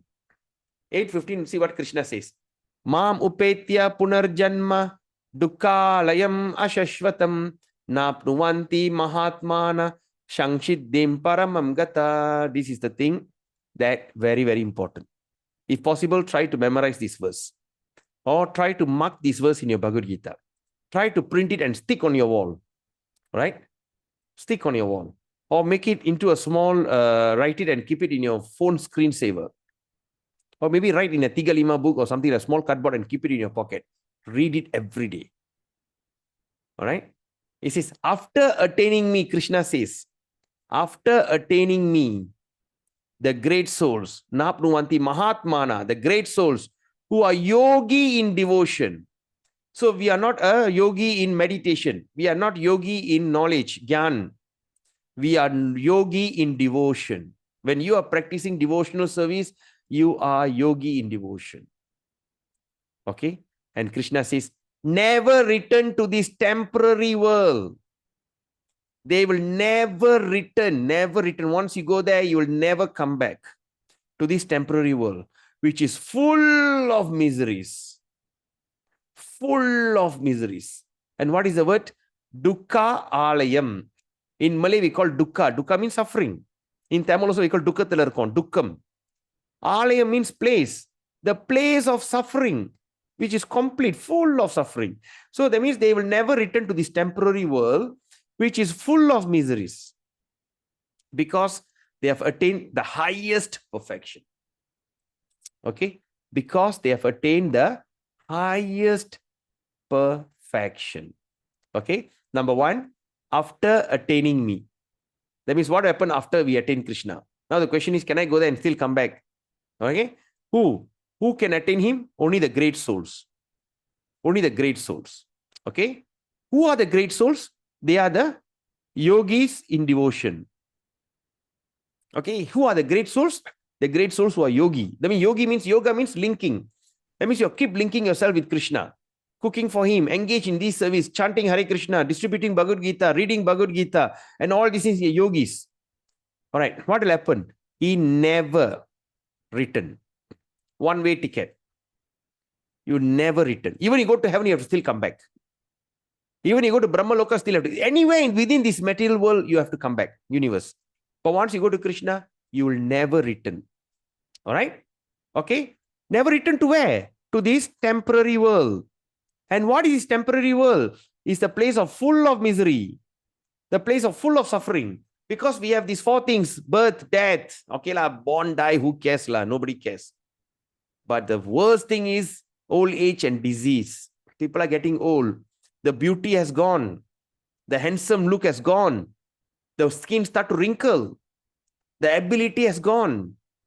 All right? Such a terrible. No, how you feel when you lose your potency. Right? You're so disabled, you cannot do anything. Then after that, disease. All kind of dread disease are out there, right? Varieties of dread, like, like what is a very common disease in this world now, in Malaysia especially?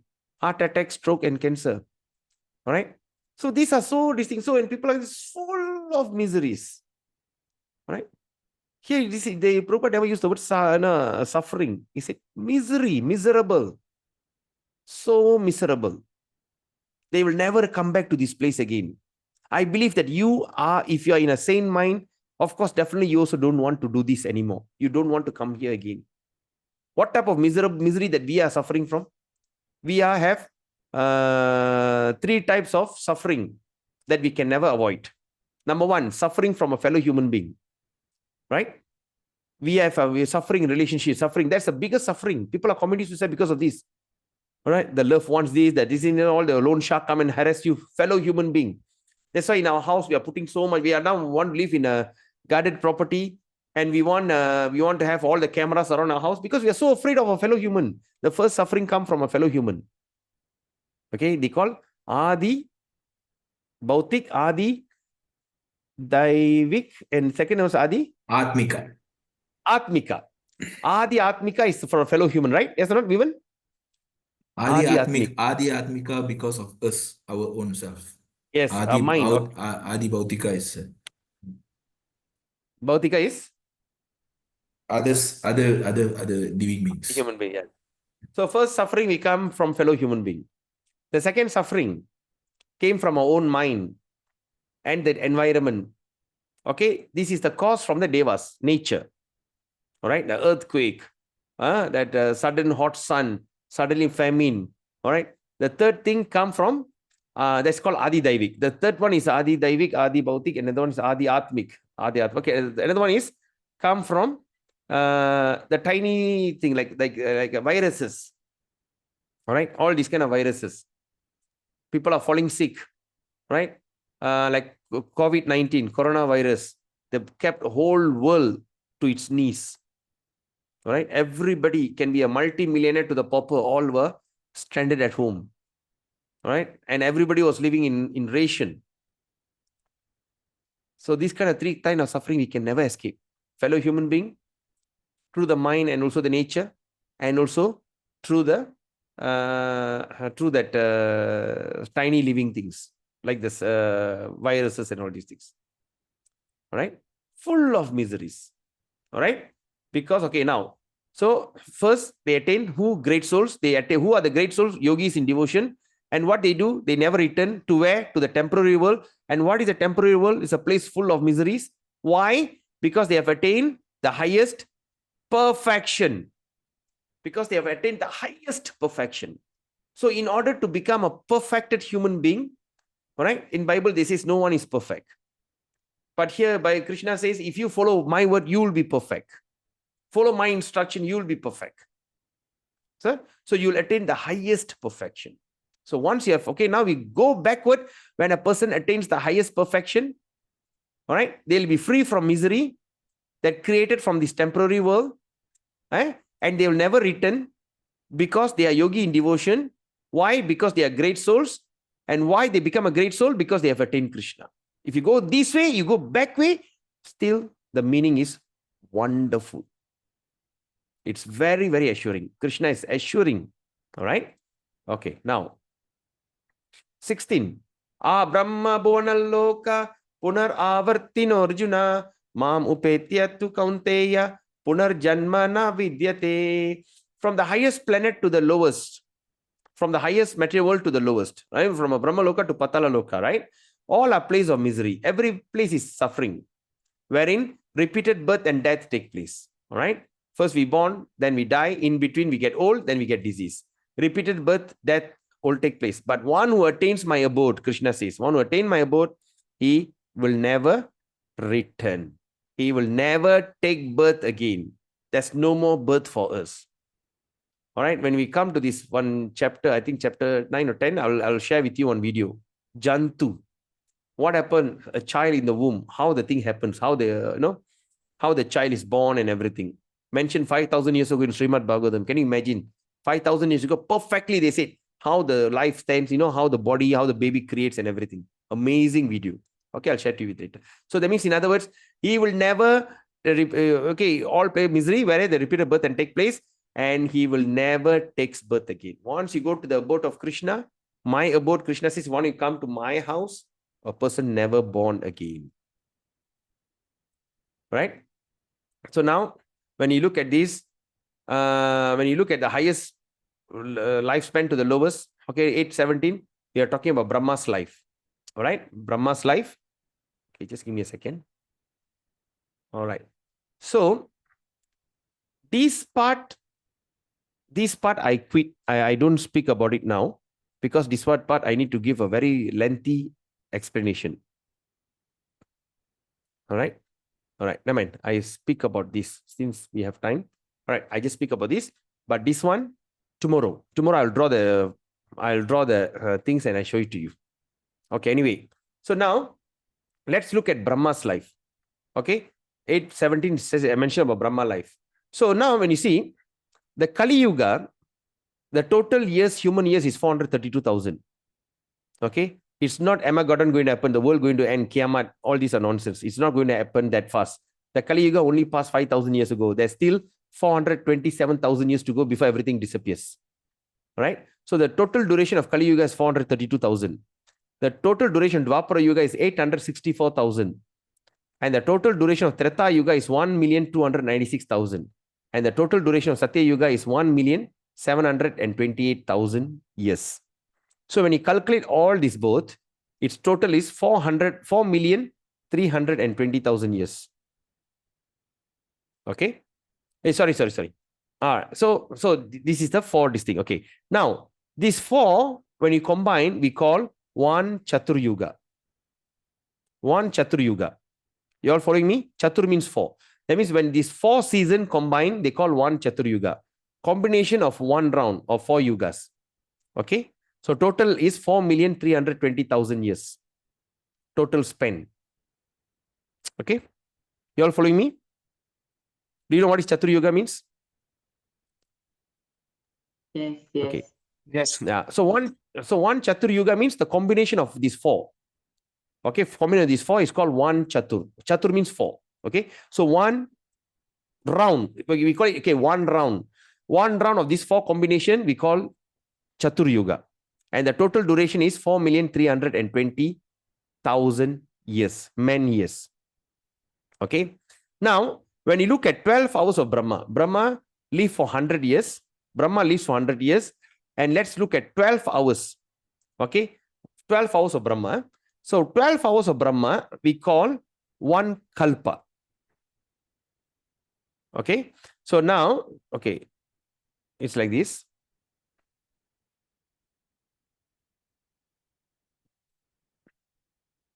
Now, these four combination is called Chatur Yuga. Okay, one Chatur Yuga. Okay, and the duration of this is, the years is 4,320,000 years. All right. Now let's look at 12 hours of Brahma. Just 12 hours of Brahma. Okay, 12 hours of Brahma. What we call it as a one Kalpa. Okay, we call 12 hours of Brahma is called one Kalpa. And what is that one Kalpa means? One Kalpa means 1,000 Chatur Yuga. You got it? So 1,000 Chatur Yuga. That means 1,000 rounds of Kali Yuga, 1,000 rounds of Dwapara Yuga, 1,000 rounds of Treta Yuga, and 1,000 Satya Yuga. This combination, 1,000 times, is 12 hours of Brahma. Okay? Okay, 12 hours of Brahma. So, one Kalpa is equivalent to 1,000 Chatur Yuga. And this is called equivalent to only 12 hours of Brahma. So, when you talk about 24 hours of Brahma means what? Times 2. That means 2 Kalpa. Or 2,000 Chatur Yuga is considered 1 day of Brahma. Okay? Now, so when you see, so that means Brahma lives for 100 years. Okay, Brahma lives for 100 years. Can you see the bottom one, Brahma? Can you see in your slide? Because I can't, it's quite down already. Can you all see this? Yes. Yes.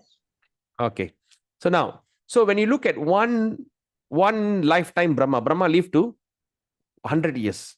So like that means we are talking about the duration of Brahma. Okay, I can't draw here because it's too low. Okay. So that means you see, can you see 311.04 trillion? Yes. All right. So 311.04 trillion is the entire lifetime of Brahma. Okay. How? By calculating 2 kalpa times 360 days times 100 years. So roughly we get a understanding of 311 trillion years. Any questions? But you know what is the scary part? Like this, we have passed through millions of Brahmas. Can you all imagine? We have passed through we are talking about one Brahma, right? We are only talking about one Brahma, right? We're talking about one Brahma. Like this one Brahma, we have passed through millions of Brahmas. Millions and millions of Brahma. Just imagine for how long we are stuck in this material world. How long we are stuck in this material world. That's why it says it is very, very fortunate to born as a human being. Number one. Number two, it's very fortunate after millions and trillions. We are talking about one Brahma, 311 trillion. Like that times by another million Brahma example. Uncountable. Looks like eternity.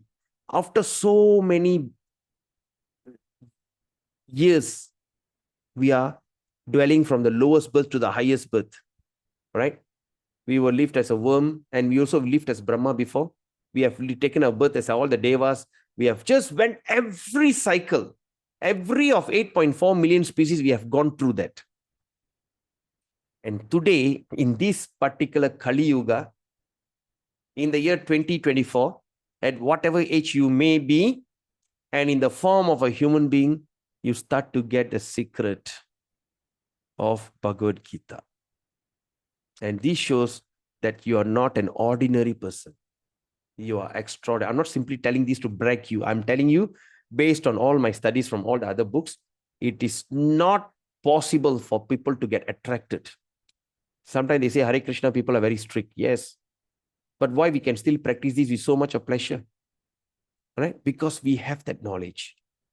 The entire Bhagavad Gita is dovetailed to this. The Srimad Bhagavatam, Bhagavad Gita, Chaitanya Mahaprabhu came, Prabhupada came, all the acharyas came, all the devotees, all of us are working on. For what? So to make people realize you are the most fortunate one. Don't screw up this golden opportunity. Right? Because we studied yesterday, Manusyanam Sahasra, thousands of men who can attain perfection. Yes. But people rarely know me as God. But here Krishna explained that why I'm God. All right. So, okay. Then how the Brahma and everything, right? So this is the night of Brahma. So yes, Tinishwari, you want to ask a question?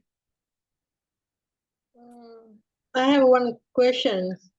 When we have talk about that incarnation means whenever we pass away, we are born again, right? Means in minutes we are born again.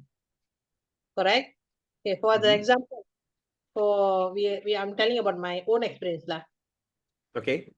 This is my father, my own father, who already passed away, according to some spiritual conversation. We get to know he going to rebirth. Okay. But He get what? he will rebirth. He will reborn. Okay, reborn. Okay. Okay. So even though he already passed away for 12 years already.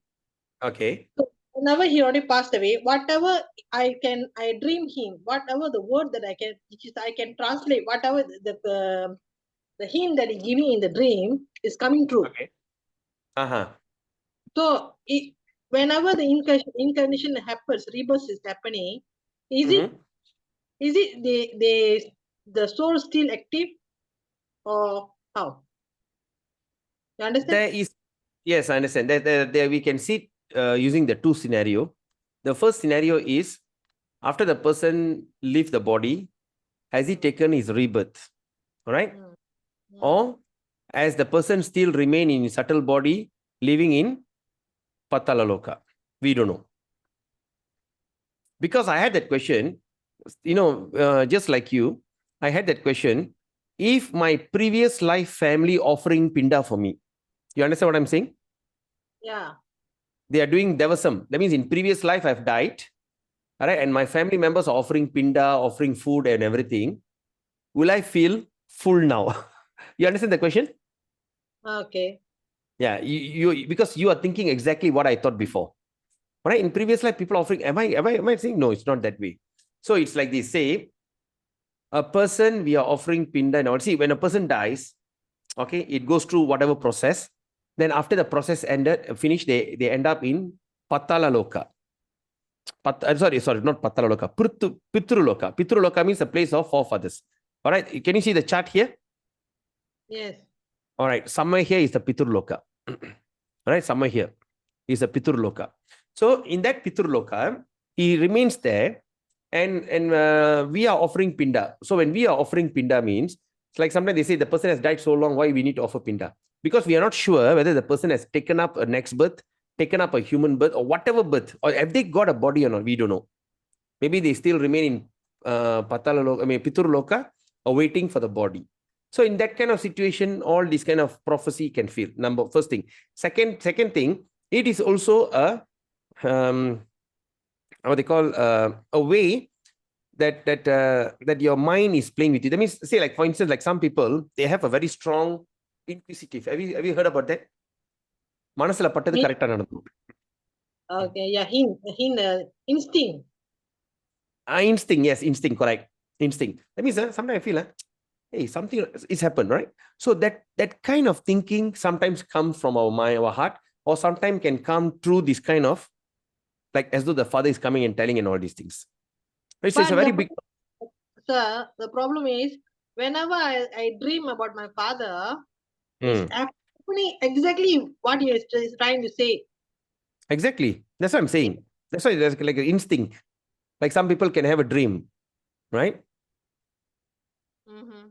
Like for instance, I had a dream about something. Then I know something bad going to happen. My uncle passed away.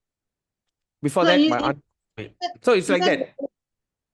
Is that the person who, even though he already passed away, even though they already get a rebirth, it's already rebirth, but their soul still there? No, Yeah. no. The soul is follow them. The soul never just go away from that. The soul will follow the subtle body.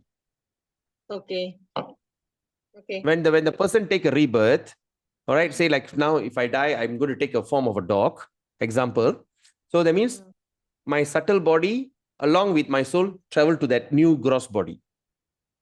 It is not that subtle body. The only time the soul will give up the subtle body when it goes back home, back to Godhead. Until then, just imagine, just as I said, that millions of births that we have passed through in our life, all right? All the thing, your subtle body was with you. Okay. The subtle body was with you. All right? So it's like that. Okay. Of course, it's a very detailed topic under Garuda Purana. But I don't want to touch Garuda Purana because it's going to be like very confusing and very scary. All right. So anyway, so now, okay, what is this universal creation? We will speak about tomorrow because I need to draw this thing. So it's like Garbo Dakshayi Vishnu, then Shiro Dakshayi Vishnu, all these things. So we discuss this chart tomorrow. Okay, now let's look at 21. So 21, what Krishna says, Avyaktokshara ityuktas tam ahu paramam gatim mam yam prapyana nivartante taddama paramam mama. That which the Vedantis describe as the unmanifest and infallible. The thing that don't manifest and can never be destroyed. Okay. That which the known as the supreme destination. That place is called as a supreme destination. That place which having attained, when a person attained there, one never return. And Krishna says, that is my supreme abode. All right. So this is the thing. So this chart also I'll draw tomorrow. Okay. Tomorrow I'll show you how all the planetary system and where the rising and everything we'll discuss. I'll explain to you tomorrow. Then after that, after saying all this, let's see what Krishna says here.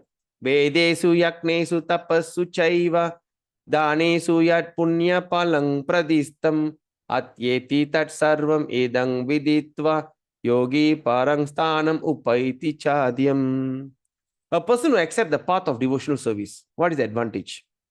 When a person accepts the path of devotional service, he is not bereft of the result derived from the studying the Vedas. Remember, yesterday we talked about yoga ladder. First, we start with karma yoga, then jnana yoga, then dhyana yoga, then bhakti yoga. Remember that the ladder? Then I just said you can overcome jnana and overcome dhyana. No need to go through that. Straight away jump to bhakti. So what will happen? So now here Krishna answers that. You may ask, hey, if I do that, then how about the benefit of jnana and benefit of dhyana? I suppose get the benefit. Through that only I can grow. But suddenly when I straight away jump, so what happened to these two in between? So Krishna says, if a person accept the path of devotional service, bhakti, that means jump straight to the bhakti, the last one, is not bereft of the result deriving from the studies of the Vedas. That means he won't miss that the result of studying the Vedas or undergoing austerity, performing sacrifice or undergoing austerity. They don't bereft. That means it's considered you are granted, you are done. All right. Giving charity or pursuing philosophical and fruitive activities. Simply by performing devotional service, Krishna says, simply by performing devotional service, he attains all these. When a person performs devotional service, he attains the benefit of studying the Vedas, performing sacrifice, undergoing austerity, giving charity, or pursuing philosophical and fruitive activities. All right? He attains all these, and at the end, he reaches the supreme eternal abode. He achieved the supreme eternal abode. So this trigger me to the question that Tineshwari asked just now. See, what happened after death? It is something going to be very mysterious and very mystical. And it's not easy to describe. Okay, not easy to describe. Like for instance, when you were talking about that, I just remembered my sister also always dream about my father. My father never come to my dream, but he always come to her dream. Are you second, Tineshwari? Are you second in the family? Third. Oh, you're third. Okay. Because my sister is second. I was thinking maybe you are having this. Okay. It only the girls who always get the dream. Even my cousin, brother, and all these things, have you dream about your father? I said, no. And when I asked my cousin, yeah, he came to my dream. So that means we are emotionally attached to that Then, person. Yeah. Atita, Prabhuji, I Yes. actually second in my family, so I think most probably that's why I'm getting all the dreams. Oh, you're also getting, eh? Yes. Yeah. Thank you. So it looks like the boys don't. So maybe the girls are emotionally attached to what. But whatever it is, all right. If you want to do them a favor, you simply practice your bhakti. Your benefit go to them. Just example, I said, you go to work, you perform your duty, you get the salary you offer to Krishna. All right. When you do that, you sacrifice a portion of your salary in order to for the service of Krishna. What happened? Your entire duty become purified. Your job, your driving to car become driving the car to work become devotional service. You go to the office, you punch card become devotional service. You sit there and do your job, whatever meetings and all these things become devotional service. Entire process become devotional service. Do you remember that, Tineshwari? And everyone, do you all remember that? If anyone remember, please thumbs up. If you don't remember, please tell me. Thumbs up. Do you all remember that? Yes, good. And imagine, Tinesh, of that father, that man who brought you to this world and gave you enough knowledge and education that you can have that discriminative power to discriminate between good and bad and everything. And after all the discrimination power with all that, because your father teach you, he sent you to school, he sent you to kindergarten, he teach you everything. You're intelligent now because of him. Yes. And now when you're going to practice your bhakti, that intelligence that was provided by your father, I assure you, I'm not speculating, your father and your grandfather, all these people are liberated. You have that power in your hand. Just like going to work and just taking the little salary offered to Krishna, my entire job become devotional service. Imagine the knowledge and the intelligence that your father have given you, and you are utilizing it for the service of the Lord. Where do your father stand? You can never explain that, right? That's why after 3 years, after my father left the body, after that, I don't do any function for him because I know I'm done and I'm doing the best. Every day I'm speaking about Bhagavad Gita. Of course, thanks to all of you. The reason of me doing this program is also my selfish reason. I got a selfish reason. Why? Because I'm a very lazy person. Right? For me to sit and read is very lazy. So by doing this, I am forced to come here by 9 o'clock and sit in front of you and speak to you. So actually, I am learning, and we are just sharing. I'm not lecturing. We are just discussing. So by doing this kind of service, especially today's Ekadasi, and imagine the amount of benefit, your father will get. That's why they call Putri. Put means hell. Ri means the lady version. Putra means boy, male version. The one deliver the son. Putra means son. Okay. Yeah, excuse me. Krishna. So it's that. So that's the best thing you can do to him. Okay. So because when he performs devotion, he attains all these things. Everything. That means the prayer that you're supposed to do for your father, the yagya, sometimes that people miss that prayers, like because of modernization, you don't have a proper priest, and all the jokers who come from India, they are speculating. They don't refer to the Bhagavatam, they don't refer to any kind of Vedas. They simply speak from imagination. Okay. Like for instance, like for instance, like Shaivite, so-called Shaivite. Right? There's no such thing term Shaivite. Simply created, simply speculated. All right. That's why I know a friend, I'm a person, I told him, is PV Subra, right? Now he's a fantastic devotee. I told him, if you think you are a Shaivite, please kindly read these 3 books.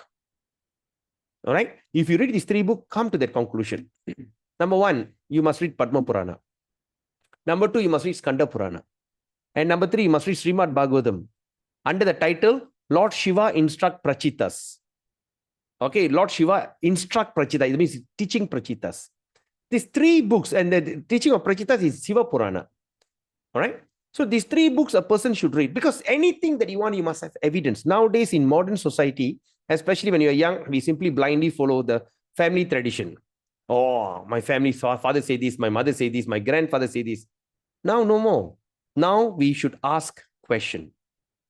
What is that reference? What is a reference? All right. So that's why we must be Rudra Gita.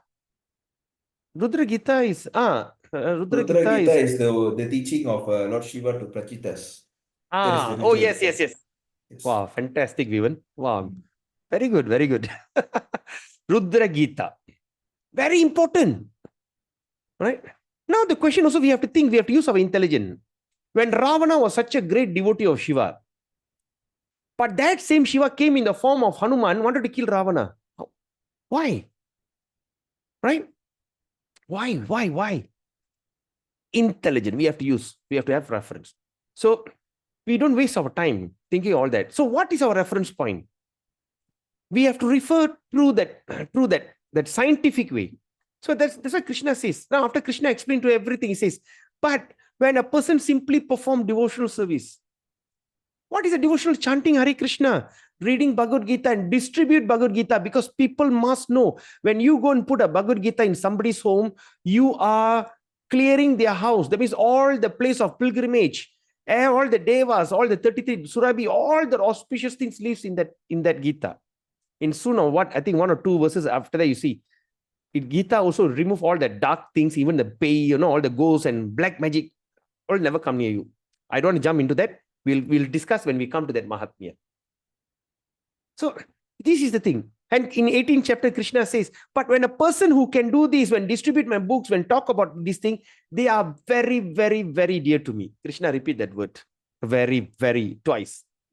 I exaggerated, put extra 1, 3. Very, very dear to me. Right?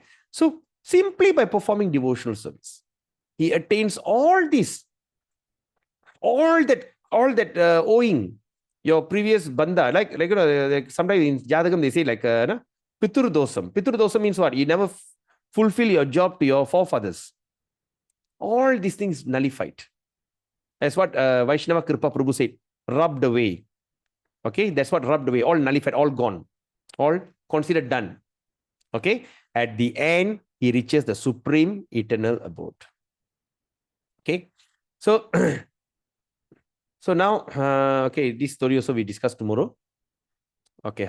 Still, what's the time now? Okay. Can we spare another 5 minutes to explain to you the story? Is it okay? Okay. Can. Okay. Now, this is the story about Ajamila. Ajamila is a young, handsome Brahmana boy married to a very beautiful girl. So he went to the forest to pluck some flowers to offer to Krishna for puja. So when he went to the forest jungle, when he was plucking the flower, he heard some news, some sound, and he went there. He saw a man, a low-born man, with a prostitute having sex in the forest. Okay, a low-born man and a prostitute having sex. So when this thing, when Ajamila saw that, his mind became agitated. You may ask a question. Since he's a married man, why is he agitated? All right? Because with wife, we will be very decent. But he saw the indecent way of relationship. You understand? I hope you understand what I'm saying. So when he started to see that, he became like so excited. So he went behind he wanted that prostitute. He wanted to have that kind of life. He gave up his beautiful wife, gave up his practice, and he went this thing. So he went and went to the prostitution den, brothel, and he fell and he had a prostitute as his wife. So the prostitutes sometimes have so high demand. I want this, I want that. So in order to fulfill all the demand of the prostitute, he have to go and work and cheat everyone. He became a big time cheater. He killed a person. He started to eat meat. He started to rape. Everything he done. Because he's a Brahmana, people don't dare to play with him because they are scared they will curse him. They say, I do this, Yagya, give me money, Dakshina. Simply throw like a barbecue party. Just swaha, swaha, swaha, take money. Cheating everyone. And he became a very sinful person. So, at the time of death, this is what the situation happened at the time of death. Okay? At the time of death, there's Ajamila was sitting here. So, suddenly appeared Yamadutas. This is called Yamadutas. The Yamadutas, they have a spike ears. Their hair all spike. All right? Their eyes, they look very scary. And their hand is all like thorns. Their hand all full of thorns. So, the Yamaduta will come and pluck the life out. See, can you see the photo here? They are pulling the life out of the body. Okay, the Ajamila is lying dead and is pulling out the body. So when he was pulling, when that happened, when Ajamila saw that Yamaduta appeared in front of him, and at that time he was age around 80 plus. And that moment he had a young son. Can you imagine? Age of 80, he got a very young boy. Out of another marriage with prostitute, he had a small boy. Okay. And he named the boy Ajamila. He named the boy Narayana. That's one thing that he did. That's why we always want to keep our children name under Krishna's name or under the name of the Lord. Right nowadays, you see the name, all very, very funny names they are keeping. All because of this, all this nonsense numerology and all the logic, they are simply killing the name. Okay. Okay, I can't recall. Like some of the names we can't even pronounce. All right. Dutch Bush, modern name. So anyway, so when Ajamila saw the Yamadutas to come and pluck his life away, he got so scared. At that fearful moment, he started to scream at his son, Narayana, save me, Narayana, Narayana. The small boy was playing near. So he saw that son Narayana say, Narayana, save me, Narayana. Hey, Narayana, come. Narayana, Narayana, Narayana. He was shouting with full of fear and anxiety because he saw that ghastly form of Yamadutas. Terrible form. And he saw that, he was so shocked and he was screaming, Narayana, Narayana, Narayana. At that moment, suddenly appeared the Vishnu Dutas. This is Yamaduta, this is Vishnu Duta. In Malay also we call Duta, right? Duta tinggi, like American Duta, Malaysian Duta, right? So Dutas. Duta means ambassador. So the Vishnu Dutas came. They appeared in front of him. All right? After he appeared in front of him and immediately told the Yamadutas, stop. The Yamadutas got a shock. He said, who are you? You look so beautiful. You look so handsome. So who are you? Stop. Don't take this life away. Then they said, what do you mean? We are taking such a sinful fella who born as a Brahmana, but he acted like a worse than Shudra. He's such a crazy, nasty guy. You are telling, no, you don't touch him. He said, why? Because he chanted the holy name of Narayana at the time of death. And he said, but he said, no, go away. Then they fought. The Yamadutas became very angry, went back to Yamaloka. Then Vishnudutas also went back. And Yajamila saw the boat situation. He saw everything happening. Then the Yamadutas, can you see the Yamadutas? Went to Yamaloka, Yamaraj. Actually, the Yamaraj that we see in Tamil movie and all these is nonsense. With the Gada, with the buffalo, it's not like that. Yamaduta, very handsome. They're very handsome, and this is the palace that Yamaraj lives. All right. Anyway, so he also called as Dharmaraj. So the Yamadutas came and complained. The Yamadutas, all the Yamadutas came and complained. Dear Yamaraj, I went and I want to catch one soul. Right? One fleur, very sinful fleur named Ajamila. Right? When you want to catch him, suddenly he started to scream Narayana, Narayana, calling the sun. There's a son born of prostitute standing there. He started to call Narayana, Narayana. Suddenly, there's some celestial being was so handsome, blue color looking. They came, they stopped us, and we had a fight. They chased us away. They beat and chased us away. They said, this person is not sinful because he Narayana. And this Yamaduta said, so my dear Yamaraj, what is happening? Who is this thing? What are these guys? And then Yamaraj said, then the Yamaraj gave instruction. He said, never approach a person who has a tilak on his forehead. Number one. Never approach a person who wears a kanti mala, the tulsi mala on the neck. Number three. Never approach a person who worship tulsi, who have got a tulsi madam in the house. Tulsi, worship tulsi. Don't go near them. Number four. Never approach a person who chants the holy name of the Lord. Okay, it's another long story. I don't want to talk about that. I'm going to take another 2 hours. It's okay. If you want anyone interested, you can buy this book called The Second Chance. Okay, anyway. Then when Ajamila saw all this situation happen, he started to repent. Even a person who was so sinful, end of the life, he still repented.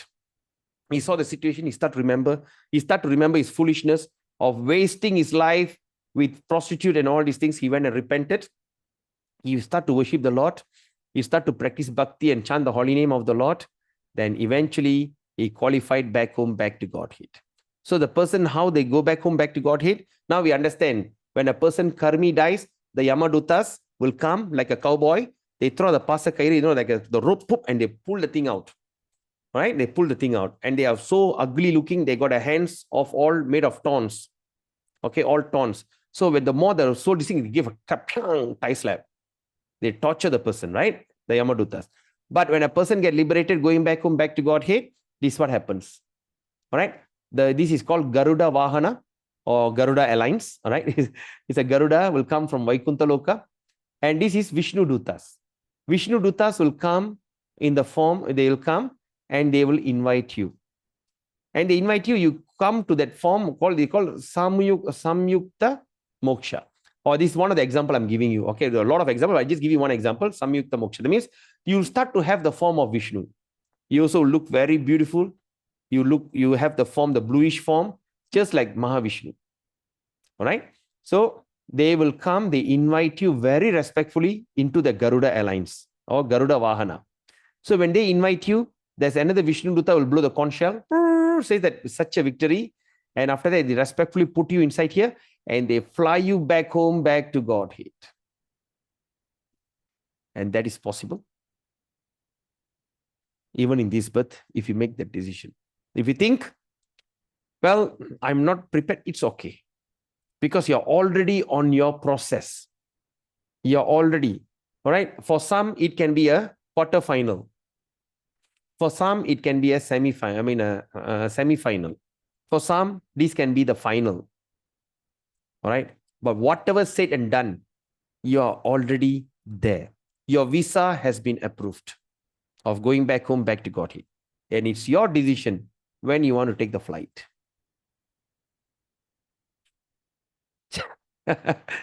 Business class with Garuda Airlines. Yes. So think about it. There's a chapter 18, a very beautiful chapter. So take the commitment. That's why I'm keep telling RDC formula.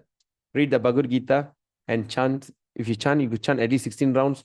You start to see a huge transformation happening in your life and also distribute Bhagavad Gita. By this simple formula, you can achieve the highest perfection in bhakti. All right. So thank you so much for your time.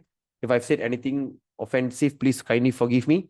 Whatever I've said, whatever I expressed myself, simply what I've heard from my spiritual master and all the preceptor like Prabhupada and all the previous acharyas. None of this my own opinion, but I presented it such a way that can be understood by a normal environment. Okay. So now, do you have any questions? Any comment? We can start. Reason, I have a question. Yes. Prabhuji, I have a question. Yes. 16 chants of Hare Rama, Hare Krishna mean Hare Rama, Hare Krishna, Hare Krishna. Means, is it Hare Krishna. 108? Yes. That means one day. Per day, Yes. 16 counts. 16 rounds. Let me say, when you start to where have my beats? My beats downstairs. Anyway, when you see you start to chant from 0 to 108 is considered one round. Okay, 0 to 108. Yes. Okay. Then after that, continue another 108. Continue another 108. Like that, do it 16 times. That Okay. means, oh, that means 1,000 something. Yes. Okay, thank you. It's only going to take you 1 hour. That's all. 1 hour, 1.5 hour only. It's not going to take a long time. All right. You can do in one row, one round, one Satukali Jalan, 16 rounds. Or you can divide into 2, 8 in the morning, 8 in the night. If you're busy, you can even make it to 4 installment, 4, 4, 4, 4. All right. But whatever it is, try to do your 16 in one day. Because there is a magical number here. If you do 16, you will never believe the transformation, the feeling that you're going to have. I know so many people, after they chant Hare Krishna, they can sleep well. Those who are having suffering from sleepless condition, you chant. If you feel your mind is agitated, chant. Other than this, there's no other ritual that can be so satisfying than simply chanting and reading Bhagavad Gita. If not this, go to India. Take a flight ticket, 1,000 plus. Now it's a winter season in India. You go there, you'll be shivering like that. You see the Ganga, you don't even dare to jump in. And so wasted, you go, don't take a dip in Ganga, is wasted. But the time is extremely freezing cold. How to jump? So don't waste your time. Sit in the comfort of your home, the comfort of your couch.